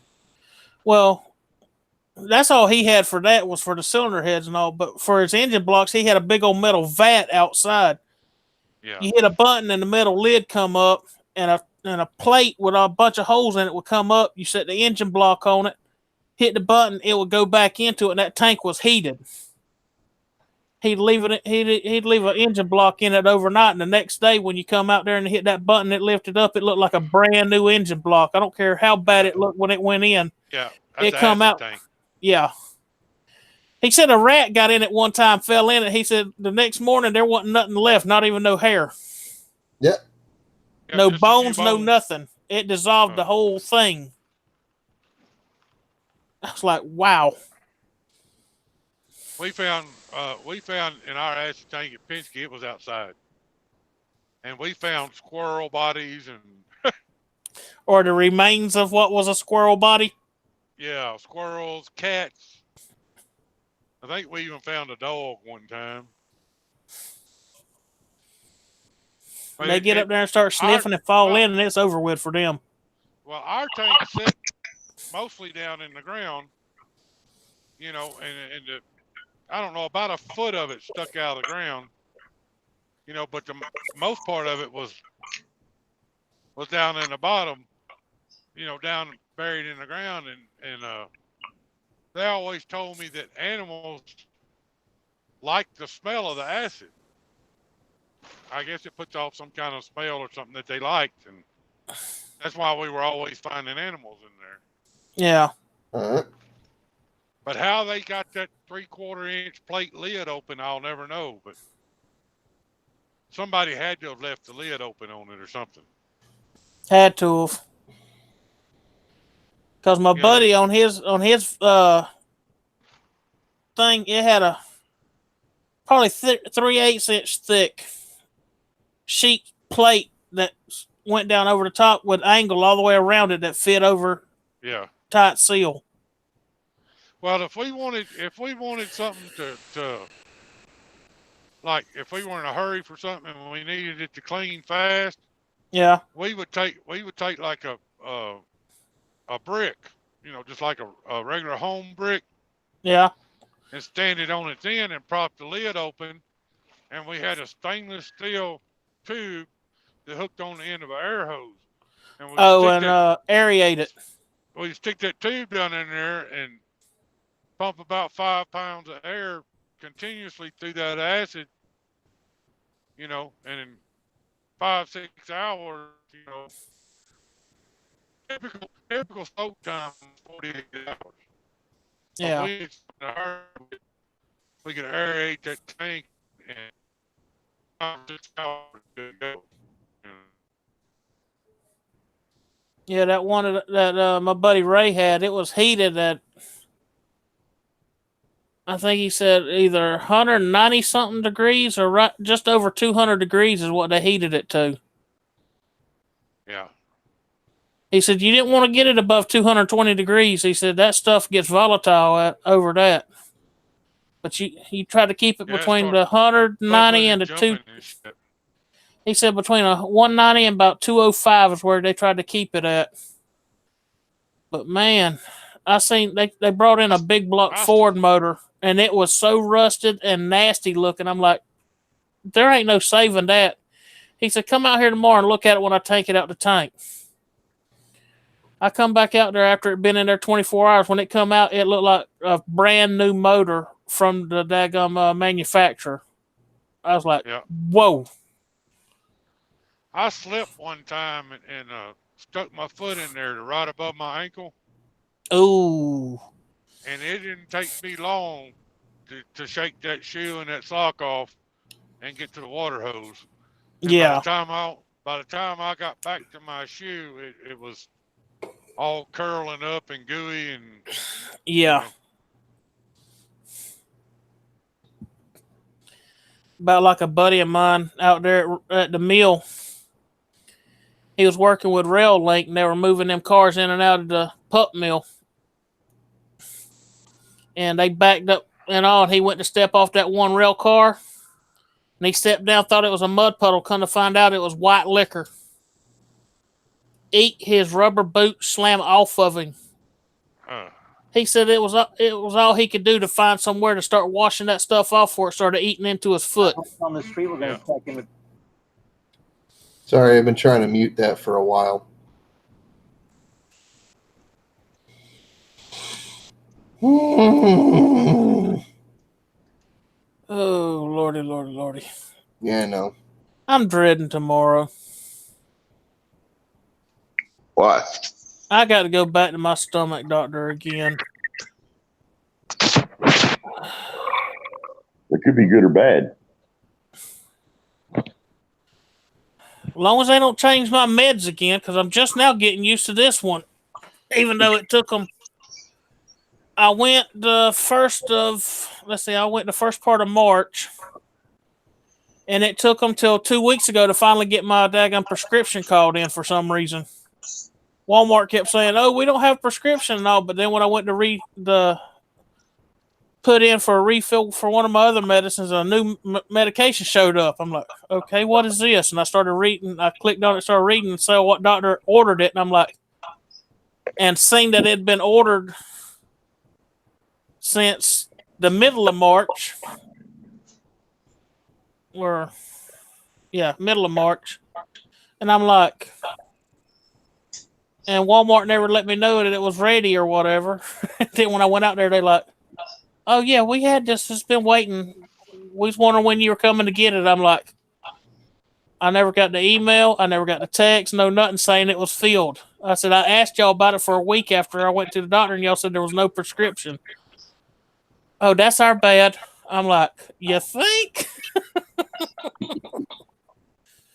So yeah, good thing you didn't need that medication to sustain life on. No, I kept taking my other stomach medicine, which the doctor took me off of that to put me on this stuff, thinking this is going to be better.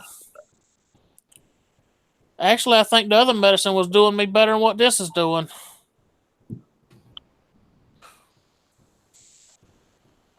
But I'm going to stick it out a little longer and see what happens. Maybe it's just my body getting used to changing to a new medication. Been through a lot of changes this year, buddy. Oh. And every time they change my medication, it messes up with how I sleep and how I feel.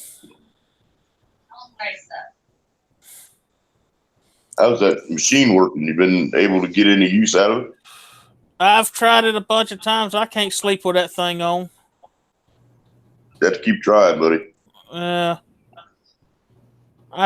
put that thing on. I'll be so daggum tired I can't hardly hold my eyes open. I put that thing on the other night, clipped them, got it all secured and running. Wide awake. I'm sitting there. I can't even hold my eyes open. I lay down on the bed, get my head on that pillow and all, and not a minute later, I'm wide awake looking at the ceiling like, okay, this ain't cool. You talking about a CPAP machine? Yes. Yeah. I've got one. I can't. The only way I can sleep with mine is if I'm dead tired and I'm sitting in the recliner.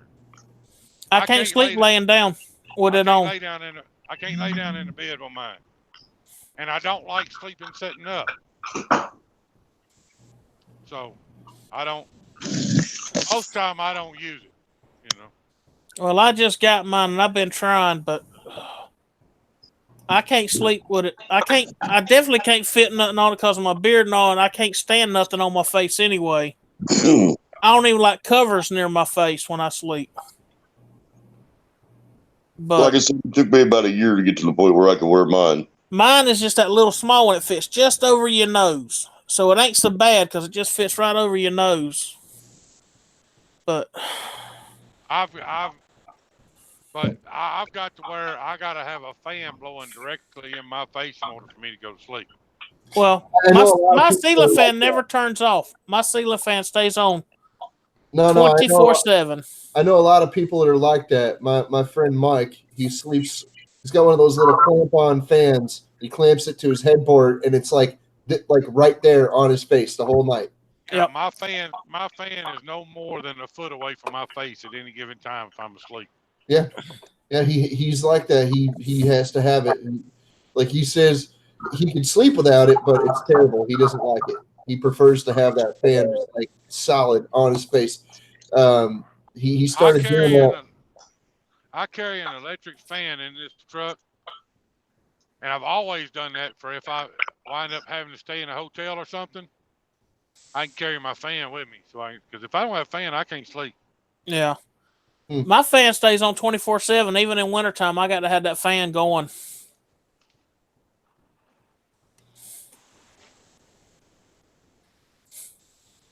It can be 102 degrees in this truck or 2 degrees in this truck, but there will be a fan blowing in my face when I'm sleeping.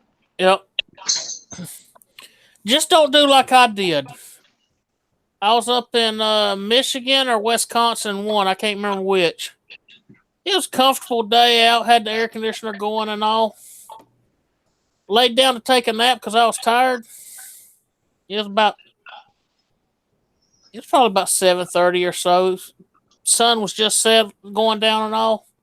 Had the AC going. Closed the curtain in the front and laid down. Shit. I wake up, it was about 1 a.m. and I was sitting there, my teeth chattering, I was giggling. What's the daggum cold? I was giggling. I get up.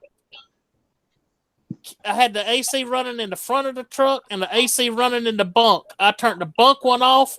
I had to get it and turn the front one off. And when I did, I pulled the curtain around. And when I pulled the curtain around, I had 1.5 feet of snow on the hood. I'm like, oh, I have done messed up. I've literally woke up with my beard frozen. I was giggling, and I was told that if you laughing because you're so cold, you just about to the point of dying. I was like, ooh. Yeah. Well, you said your beard froze? Yeah. Oh no, dude. I've been homeless, and I'll tell you, when your whole beard is frozen into your chest hair, that's pretty bad.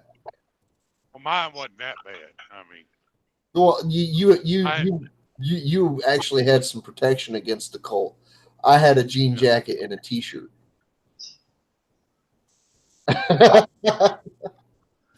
Yeah, I that was not one of my favorite moments. I knew from then on to make sure I knew what the weather was going to be like before I laid down to go to sleep. I'll bet. Yeah, it took me forever to get that truck warmed up enough to where I could actually move without hurting. What gets me is wintertime, these guys will park and turn their trucks off. Oh, that's stupid. And get back there in the bunk and go to sleep. Let me tell you something. If I'm in this truck and I'm sleeping, this truck is running. Definitely. Because if this truck dies, that'll wake me up faster than anything else. Just like I hauled reefer unit for about 6 months and got used to the sound of that reefer unit running constantly. You ought to seen me when I come off the road for a couple months and all because of some health issues, and I'm here at the house. every time I'd lay down and start to get comfortable, I'd start looking around. All right, why ain't that reefer running? I start looking around. I'm like, wait a minute, I'm at home. I was a pure wreck for a week and a half, 2 weeks before I could get comfortable enough to sleep without without hearing that noise. When Tabitha and I moved to where we live now, I would try to sleep in the house. I couldn't sleep. I'd have to get up and go out to the truck, start the truck. So she had them install a vibrator unit, a vibration unit under the bed to vibrate the bed, and with the fan blowing in my face, now I can sleep in the house.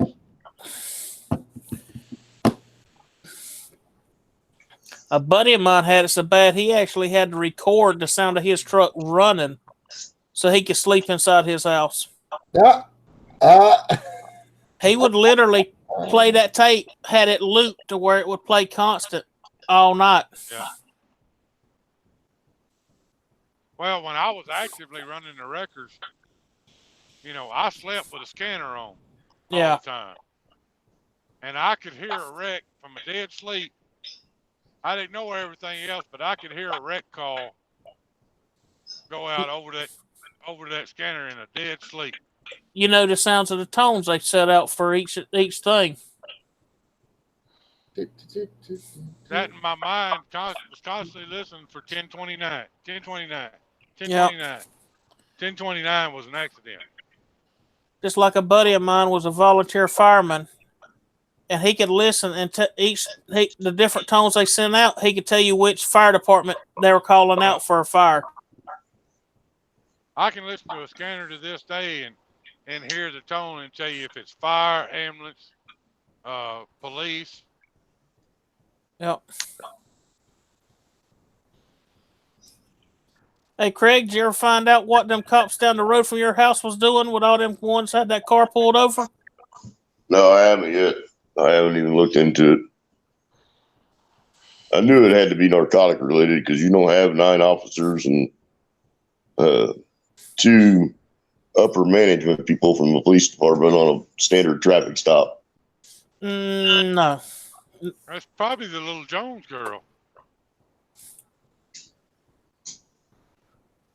I didn't say that out loud, did I? I don't know. I didn't hear it. Hear what? It says probably Kevin Jones' daughter. No. This girl, the girl that pulled out of that car couldn't have been 80 pounds. Oh, jeez. And she's about 4 foot tall. And she was wearing clothes that probably most adult dancers would put on stage. Yeah. Yeah. No shoes.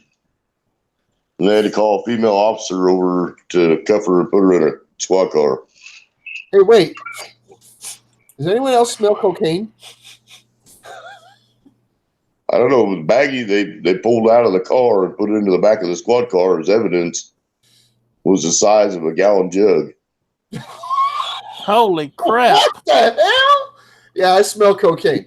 Oh, my God. Dude, really?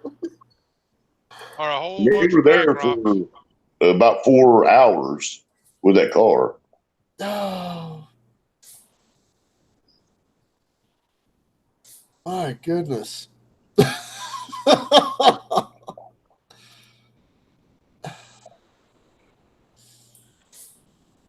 So I hauled some big, like 24-inch plastic pipe. They were like 40-foot long pieces of that 24-inch plastic pipe, and they had caps on the ends of them. keep them from whipping. Well, I picked them up down at the border in McAllen, and I was driving for Prime then, so it was a drop and hook situation. I dropped my empty trailer and just backed up and hooked up to this loaded trailer that was already tied down and everything, and left with it. I walked around the load. I looked. Everything looked normal. All the straps were good and everything. And I got to the Border Patrol station, and the 2 German Shepherds they had there went nuts. I'm like, what the hell is going on here? So they pulled me over to the side, off to the side over there, and it put them dogs up on the trailer, and they hit on this one particular piece of pipe. And I'm like, oh shit, I done picked up a pipe full of drugs or something. I'm thinking to go to jail. Well, they popped the end off of that 24-inch pipe, and there was 3 illegal aliens in there. In that piece of black pipe, middle of summertime. If I'd have kept going, they'd have died. Yeah, I think that would have been a lot more awkward than just finding aliens. Finding dead aliens. Yeah. I don't. Yeah, how am I going to explain that? Oh. That's about like them ones that tried to smuggle them in that tanker trailer, and they closed the damn lid on the top and sealed it. Killed all of them. Yeah. Yep. Killed every one of them. There was like 46 aliens in there, and I think like 15 of them were kids, wasn't they? Something like that. And the idiot that was trying to sneak them in, all he had to do was leave that top lid open, and they would have been all right. But he closed that top lid. Let that be a lesson to everybody. It doesn't pay to sneak into a country. Nope. Even if it is America. They got them out of there, and I looked at that cop, and I said, look, man, I didn't know they were in there. And it took me like 3 hours, and they had to get documents from Mexico and documents from the shipper in the U.S. and everything. I'm sure you did. I'm sure I was there was for a like hassle. 4.5 hours. Yeah. Them checking documentation, and then finally we got a guy from the yard where I picked it up because everything's videotaped, to bring a copy of the videotape to the immigration station and show it to them that, you know, I had nothing to do with those pipes being put on that trailer or what have you, but the videotape showed them pulling the cap off the pipe, crawling in the pipe, and then somebody else putting the cap back on. And it was like 15 minutes before I hooked up to the trailer.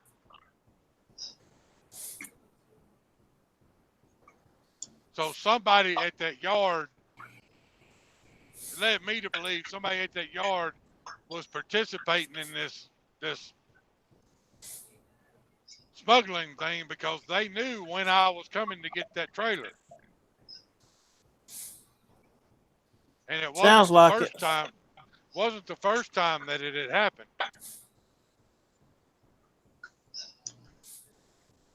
I don't want to say anything like Soros, or I shouldn't say that, should I?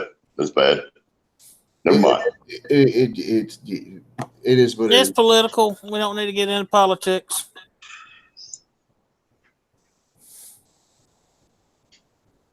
People have been trying to, enter the country illegally any way they can for over 100 years. So it don't matter. This is nothing new. That people like hollow out the freaking the inside of the dashboard of a car and crawl up in there and freaking like people, and then they screw the dashboard back on, and then they drive through and they get caught, and the freaking the border patrol pulls the freaking dash off, and they find a person sitting in there, and they're just like, really, buddy, get out of there, come on, you don't. I mean, come on. I mean, seriously. It's an invented thing. Yeah, okay, you got us. We had to pull the car apart, and you're holding up the line. But come on, really? Did you really think that was going to work? Well, after that deal, I'm real leery about picking stuff up from the border because that could have very well been a pipe full of dope. Yeah. Could have been. Or something like that, and here I am with 40,000 pounds of dope and no way to prove I had nothing to do with it being in there, Yep. The only thing that saved my ass in that deal was that videotape. Well, you're lucky it was dopes instead of dope. Yeah. And I don't care who it is, however they're doing it. If you're crossing the border and you ain't doing it the right way, you're a dope because it's dangerous. It doesn't matter about it's not even necessarily the legal connotation attached to it, the legal stigma attached to it. No, it's like you see that the port of entry right there. Okay, that's safety. If you're not illegal in any way, then you have no problem going through that port right there. You see that? All you got to do is show them your papers or sus papeles, por favor, at the port. Go ahead. But what about the guys? What about the guys that live in that area that know when that, because that immigration station is on schedule. They're closed so many hours a day. How many loads of dough are going through there? I think we're here. Yep. People that live around those areas, they know what's up. They're not stupid. They know everything that's going on most of the time. And if they don't, then it's a new development. And things at the border can change very quickly. That's why a lot of people, they either sell out or they take stronger measures. Did you ever see that live stream that I did where I was, may have been a video, not a live stream, but anyway, I was at the border fence picking stuff up, and you could hear the automatic machine gun fire and stuff coming from both sides. But I was behind a big dirt wall, with a big fence between me and them, but you could hear the gunfire on the video. What, an American border? Yeah. People shooting at each other across the border. Yeah. That wasn't very long ago. Remember that, Craig? Yep. That was I was in Arizona. I was in Arizona when that happened. I was just south of Tombstone, Arizona, at the Mexican border. in fact, that was right after you got your truck fixed with the DEF fluid the first time. Yeah. Sure was. Is that when you had to get the engine replaced? No, I had to have the DEF system replaced. I thought you had to have the engine replaced just recently. No, he's had the DEF system replaced twice. The first go round when he went up to Montana or Wyoming and picked up a load of metal, and he was headed back down from Wyoming to Arizona. They replaced it the first time in Flagstaff, Arizona. Yeah.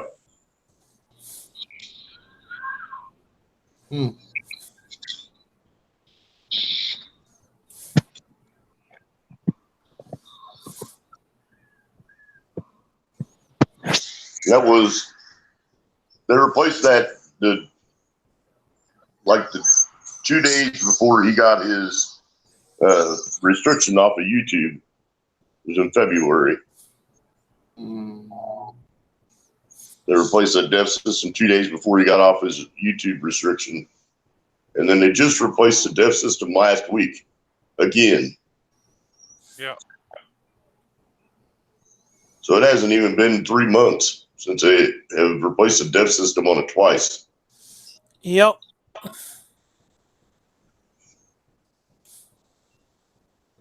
If my memory serves me correct, I think that you came off your YouTube suspension on the 26th.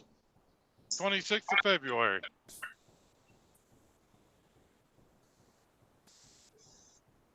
Etard come off on the 24th, and I come off on the 26th.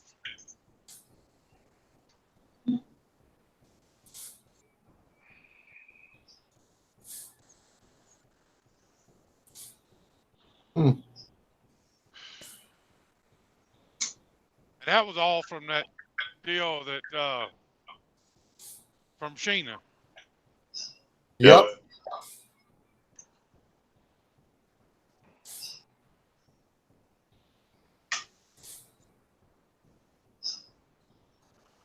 I kind of miss running with all them guys, but I had a lot of fun with all of them. But Yeah. I'm just real leery of who I have contact with anymore.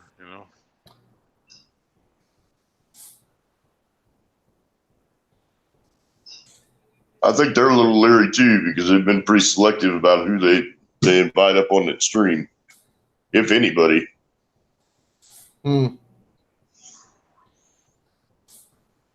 So I've caught it like one or two of them since then, and usually it's about 3 or 4 people. That's about it. It isn't like it used to be with about 8 or 10 people.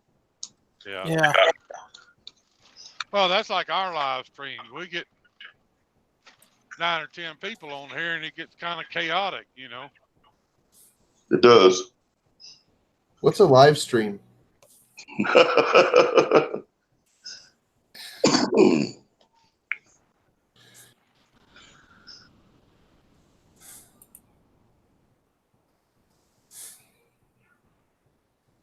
I noticed that the all weekend, most people's chat has been pretty dead.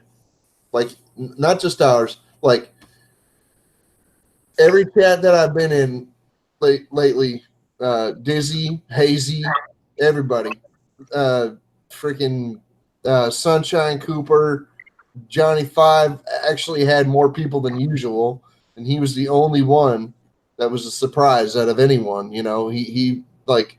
But a lot of the people that I know, their chats have been like either dead or not very lively lately.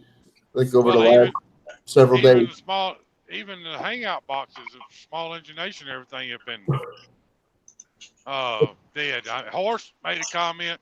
Horse and Brandon were talking about it last night. Yep. It was the deadest they've ever seen. Yep. I seen that later on.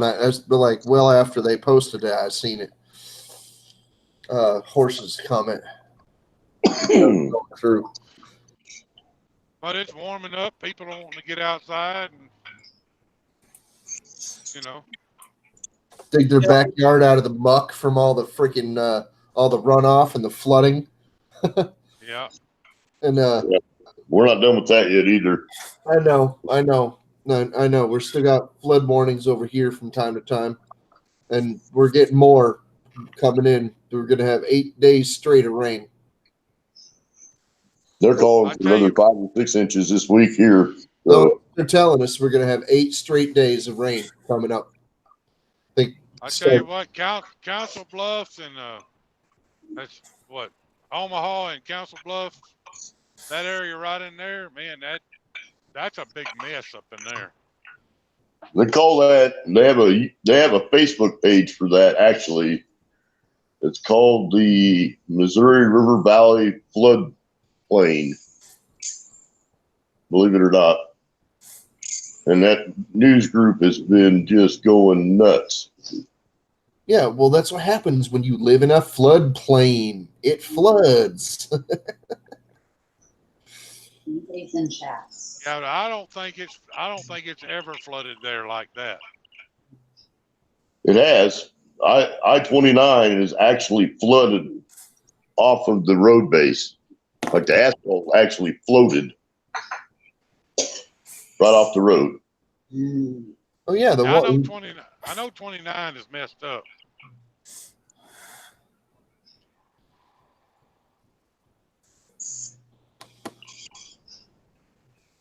Yep.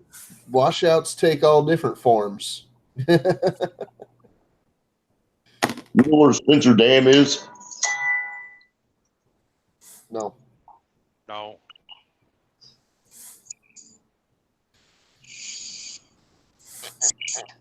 Well, let's take a look here. Didn't a dam break or something that caused all of that? Or a dam failed or something? Here's a picture from Nebraska Stock Photography on the 13th.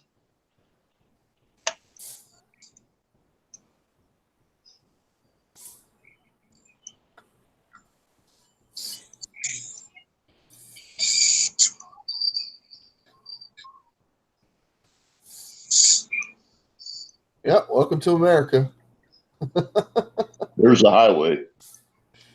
Yeah. Wow.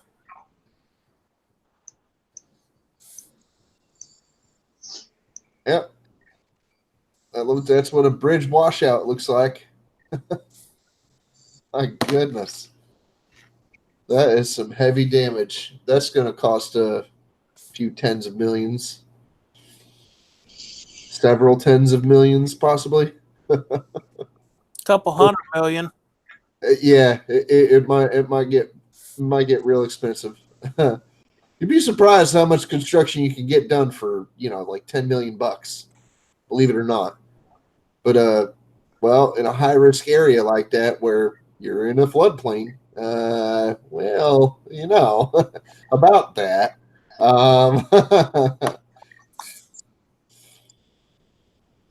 Do we really want to keep building like that?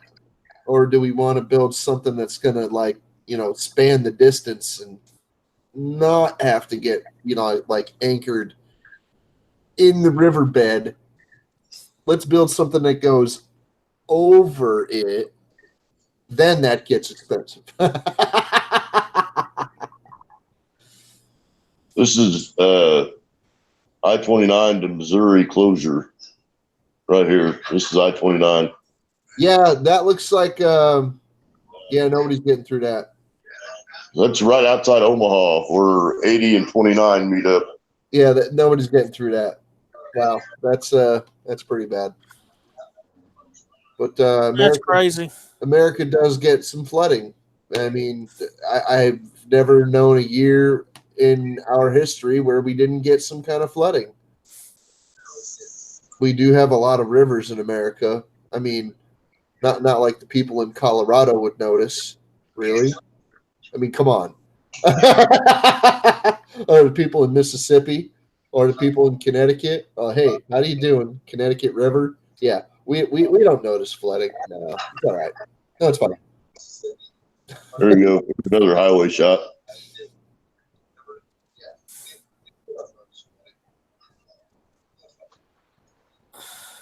Well, it's important to stay active.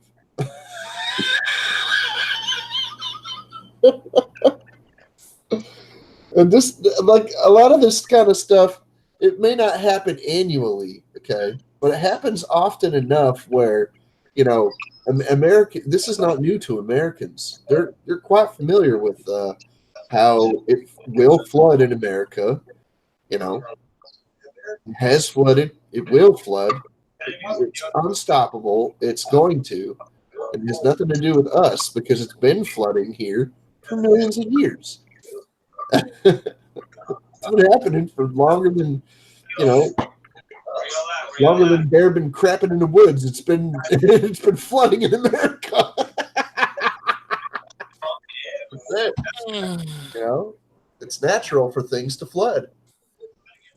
Like over in Egypt, they got the Nile River there, and they count on the floods.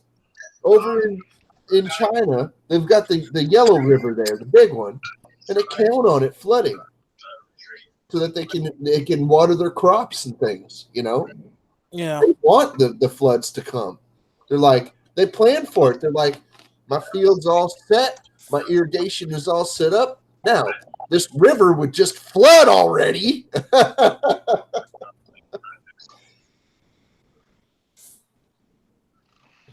All my seeds are planted and this and that. I'm just waiting for the river to overflow into my fields. Come on now.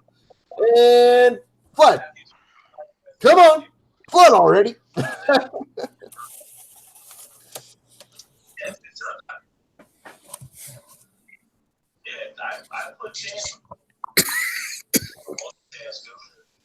Okay, they're not going to give that story without subscribing to the paper. Tell you this though, people that live in areas where it floods and it's unpleasant, and it's destructive, there is something to be said for, buying a houseboat.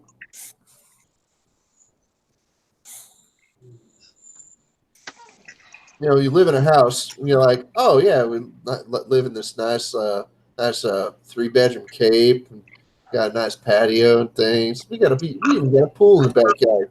And then one day you wake up and the pool is Computer's up. and the pool is now a lake. You're like, yeah, it's time to buy a houseboat. The flooding. And I used to live on a little houseboat on Lake Conroe, and I loved it. I think I'd rather live live on the lake than in it. Well, the houseboat I lived on never left the dock, but No, that's fine. If it was always tethered, I wouldn't have a problem with that. I mean, have you looked at houseboat pool lately? Have you seen the prices? Woo! Anyway. When this counts them, does it count who's up on the thing? No, it must not. no. Now, hey, this is an interesting question. I don't know if I've even ever. I don't know if I've asked it recently. I might have in the past, but I'm going to ask it now. Do you have to have a boating license to live in a houseboat or to own one? No. no. Nope. Okay. You don't have to have a boating license. You don't have to have a boating license to operate a boat. Some Not in states you do. Not Yeah. in Texas In anyway. Connecticut, you Not do. in Georgia, you don't. In Connecticut, you You definitely. just have to have the boat registered. You don't have to have a boating license. Well, yeah, there's a difference between owning a canoe and owning a motorboat. If you have a motorboat, you definitely need a license because that is a motor vehicle. All right. But for a canoe and stuff, even just a regular kayak or whatever, you have to have it registered. Because if it gets stolen, that's a way to recover it and things, So just like bicycles, it doesn't matter even if it's a little tricycle, you're supposed to have it registered. But people just don't, or one of them little tiny little 12-inch bikes with the training wheels on it and stuff. You're even supposed to have a sticker on one of them, a registration sticker on it that's registered with the local police station or whatever. But no, people don't. All the time. There's no registration on most of them things, And canoes and things, they started getting really strict about that. In the early 2000s, they started getting real strict about people having updated or like up to date registration stickers on their canoes and like their bass boats and things like that. You're supposed to have it registered. The people who don't a lot of the time, or they forget, and they even send you notices in the mail. Hey, renew your registration. It's only this much money, and well, a lot of people think it's a scam. $15 sticker on your boat or your bicycle or whatever. And, well, you're supposed to renew that stuff once in a while. It's not like you got to go out and get a license to operate a canoe. No, you don't have to get a license for that, or your bass boat or whatever. No, boating license is not necessary there. But if you've got like an old, what do you call it? One of them little motorboats, something like that. Then yeah, you need a boating license for that. If you have a trolling motor on your freaking bass boat, you don't need a license for that. But if you have a motorboat, that's when they say, well, it must be a lot. You have to take classes and things. It takes like a year and a half to get your boating license because you got to keep going for different legs of the journey, and learn different things. In Texas, if it has any kind of motor on it, it has to be registered, whether it's electric or gas. Yep. But if you don't have any kind of motor on it, you don't have to register it. Like if it's human powered. Yeah. Oh. Paddle boat. Hello, Jay. How you doing? Jim. Hot Rod Jay, how you doing? What's that, Hot Rod?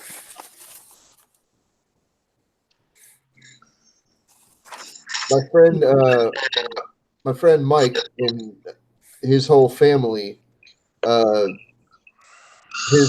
father was a boating enthusiast. His name's Bert, and Bert had one of them old wooden Chris Craft boats. Real nice, real cool.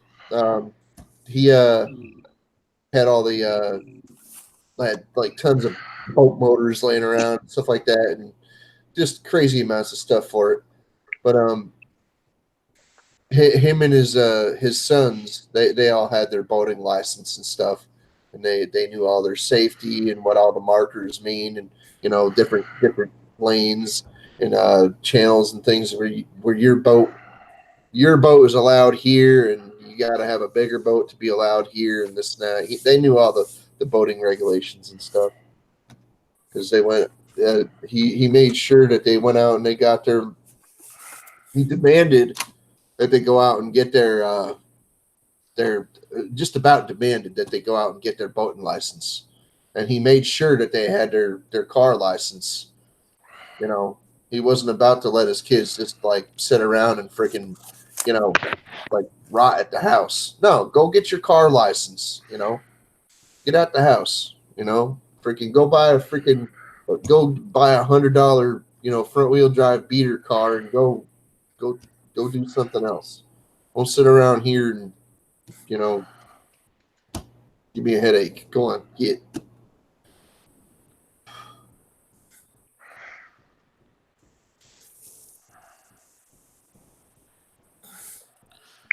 Well, I'm glad you're feeling better, Jim. Yeah, man. Oh, crunchy, crunchy, crunch. My wrists are crunchy. My wrists are crunchy today. I don't know about a nap, but I think I'm fixing to get off here and get ready to go to bed. I got to go to the doctor in the morning, so I'm fixing to have to get out of here. It's been a long stream. I think we're pretty close to wrapping her up. It looks like he's eating peanut butter. I Yep. am.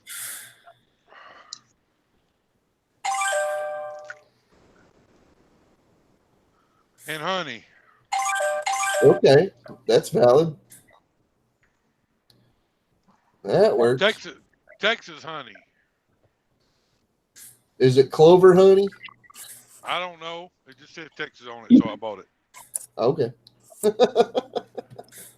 No judgment. I was just curious. Reaper peppers in it.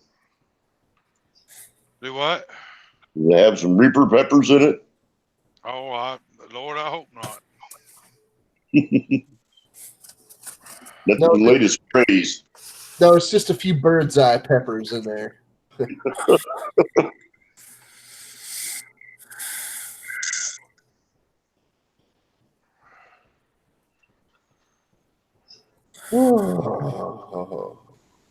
I can't believe the weekend's already gone. I can. I can. I slept through a lot of it. I didn't. I got some things done. I did, but no, I slept through a lot of it too. I got a little bit of stuff done, but not as much as I was hoping to. I was awake at night a lot. I take that back. I got a good bit of stuff done. It's just not the stuff I was hoping to get done. It's nothing to do with what you wanted to do, what everybody else needed to get done. Mostly, yeah. So when I get home, That's usually the way. Working on everybody else's shit. when I get back from the doctor tomorrow, I'm gonna go ahead and go buy the stuff I got to get to start building the framework and all for that concrete form. Guess I'll be putting all that together and doing all that right by myself. All the ones that said, "Oh yeah, I'll help you," has been MIA. Yeah. Know that feeling all too well. That's the way it happens at my house. Until they need something, as soon as they need something, they holler at you. Hey, I need this. Can you help me with this? Yeah. My son called me and said, "Hey, the lawnmower I got from you won't start. You know, it's my lawnmower. He just come and got it. He said, I put jumper cables on it and been trying to start it for a couple of hours. And I said, take them damn jumper cables off my mower. He said, will you help me fix it tomorrow when I get off work? And I said, yeah, I'll bring it to the house.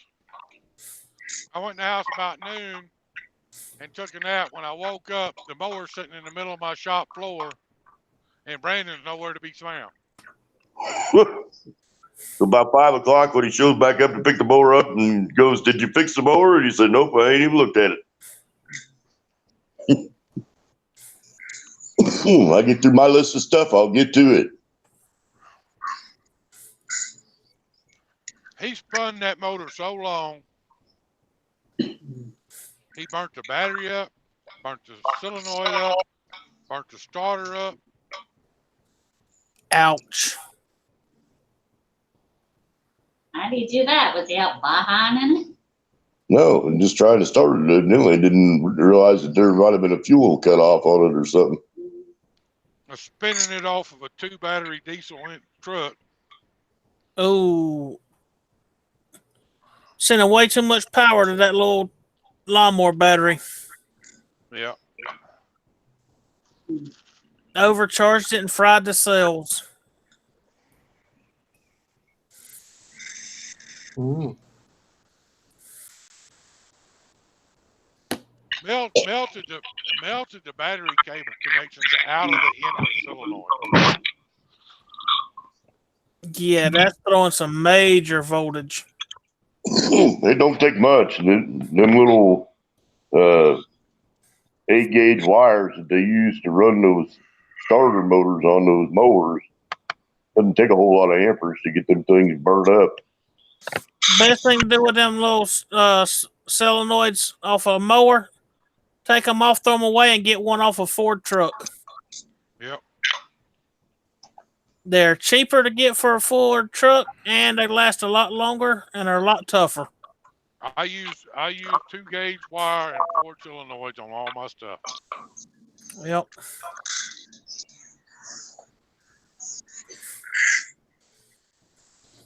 Ah. My ear was itchy.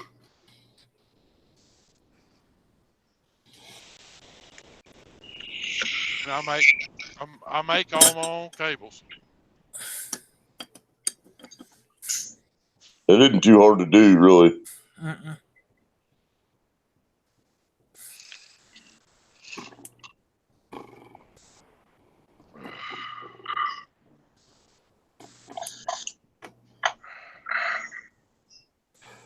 I can't believe this month is already over with. Well, I can. Dadgum, time is flying.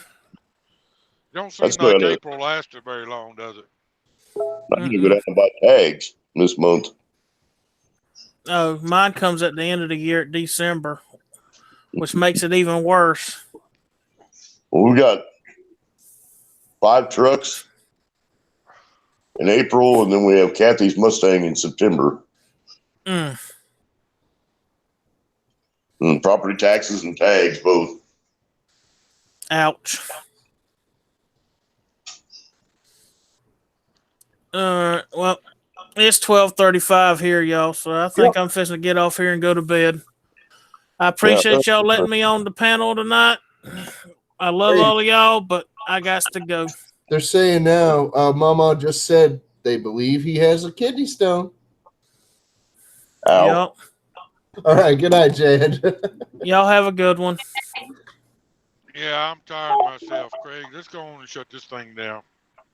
All right, everybody. Been a good night. Everybody have a good week. We'll all be thinking about Doug and several other people in the community have been having some illness stuff going on. Crystal and Tiffany and a few other people. Thinking about that truck that Stacy's rolling around in and with the oddball issues it's got going on. So we'll catch up with everybody Tuesday night on Matt's stream, Wednesday night on Nate's stream, Thursday night on Jay's stream. and then again on Friday night back here. So Battery's running out. yep. Oh, Brandon Friday night too. Or no, Orr's Friday, Horse. Brandon Saturday. Yeah. So Everybody, y'all have a good one. Thank y'all for coming in, Thanks for having us. and we will see y'all next time.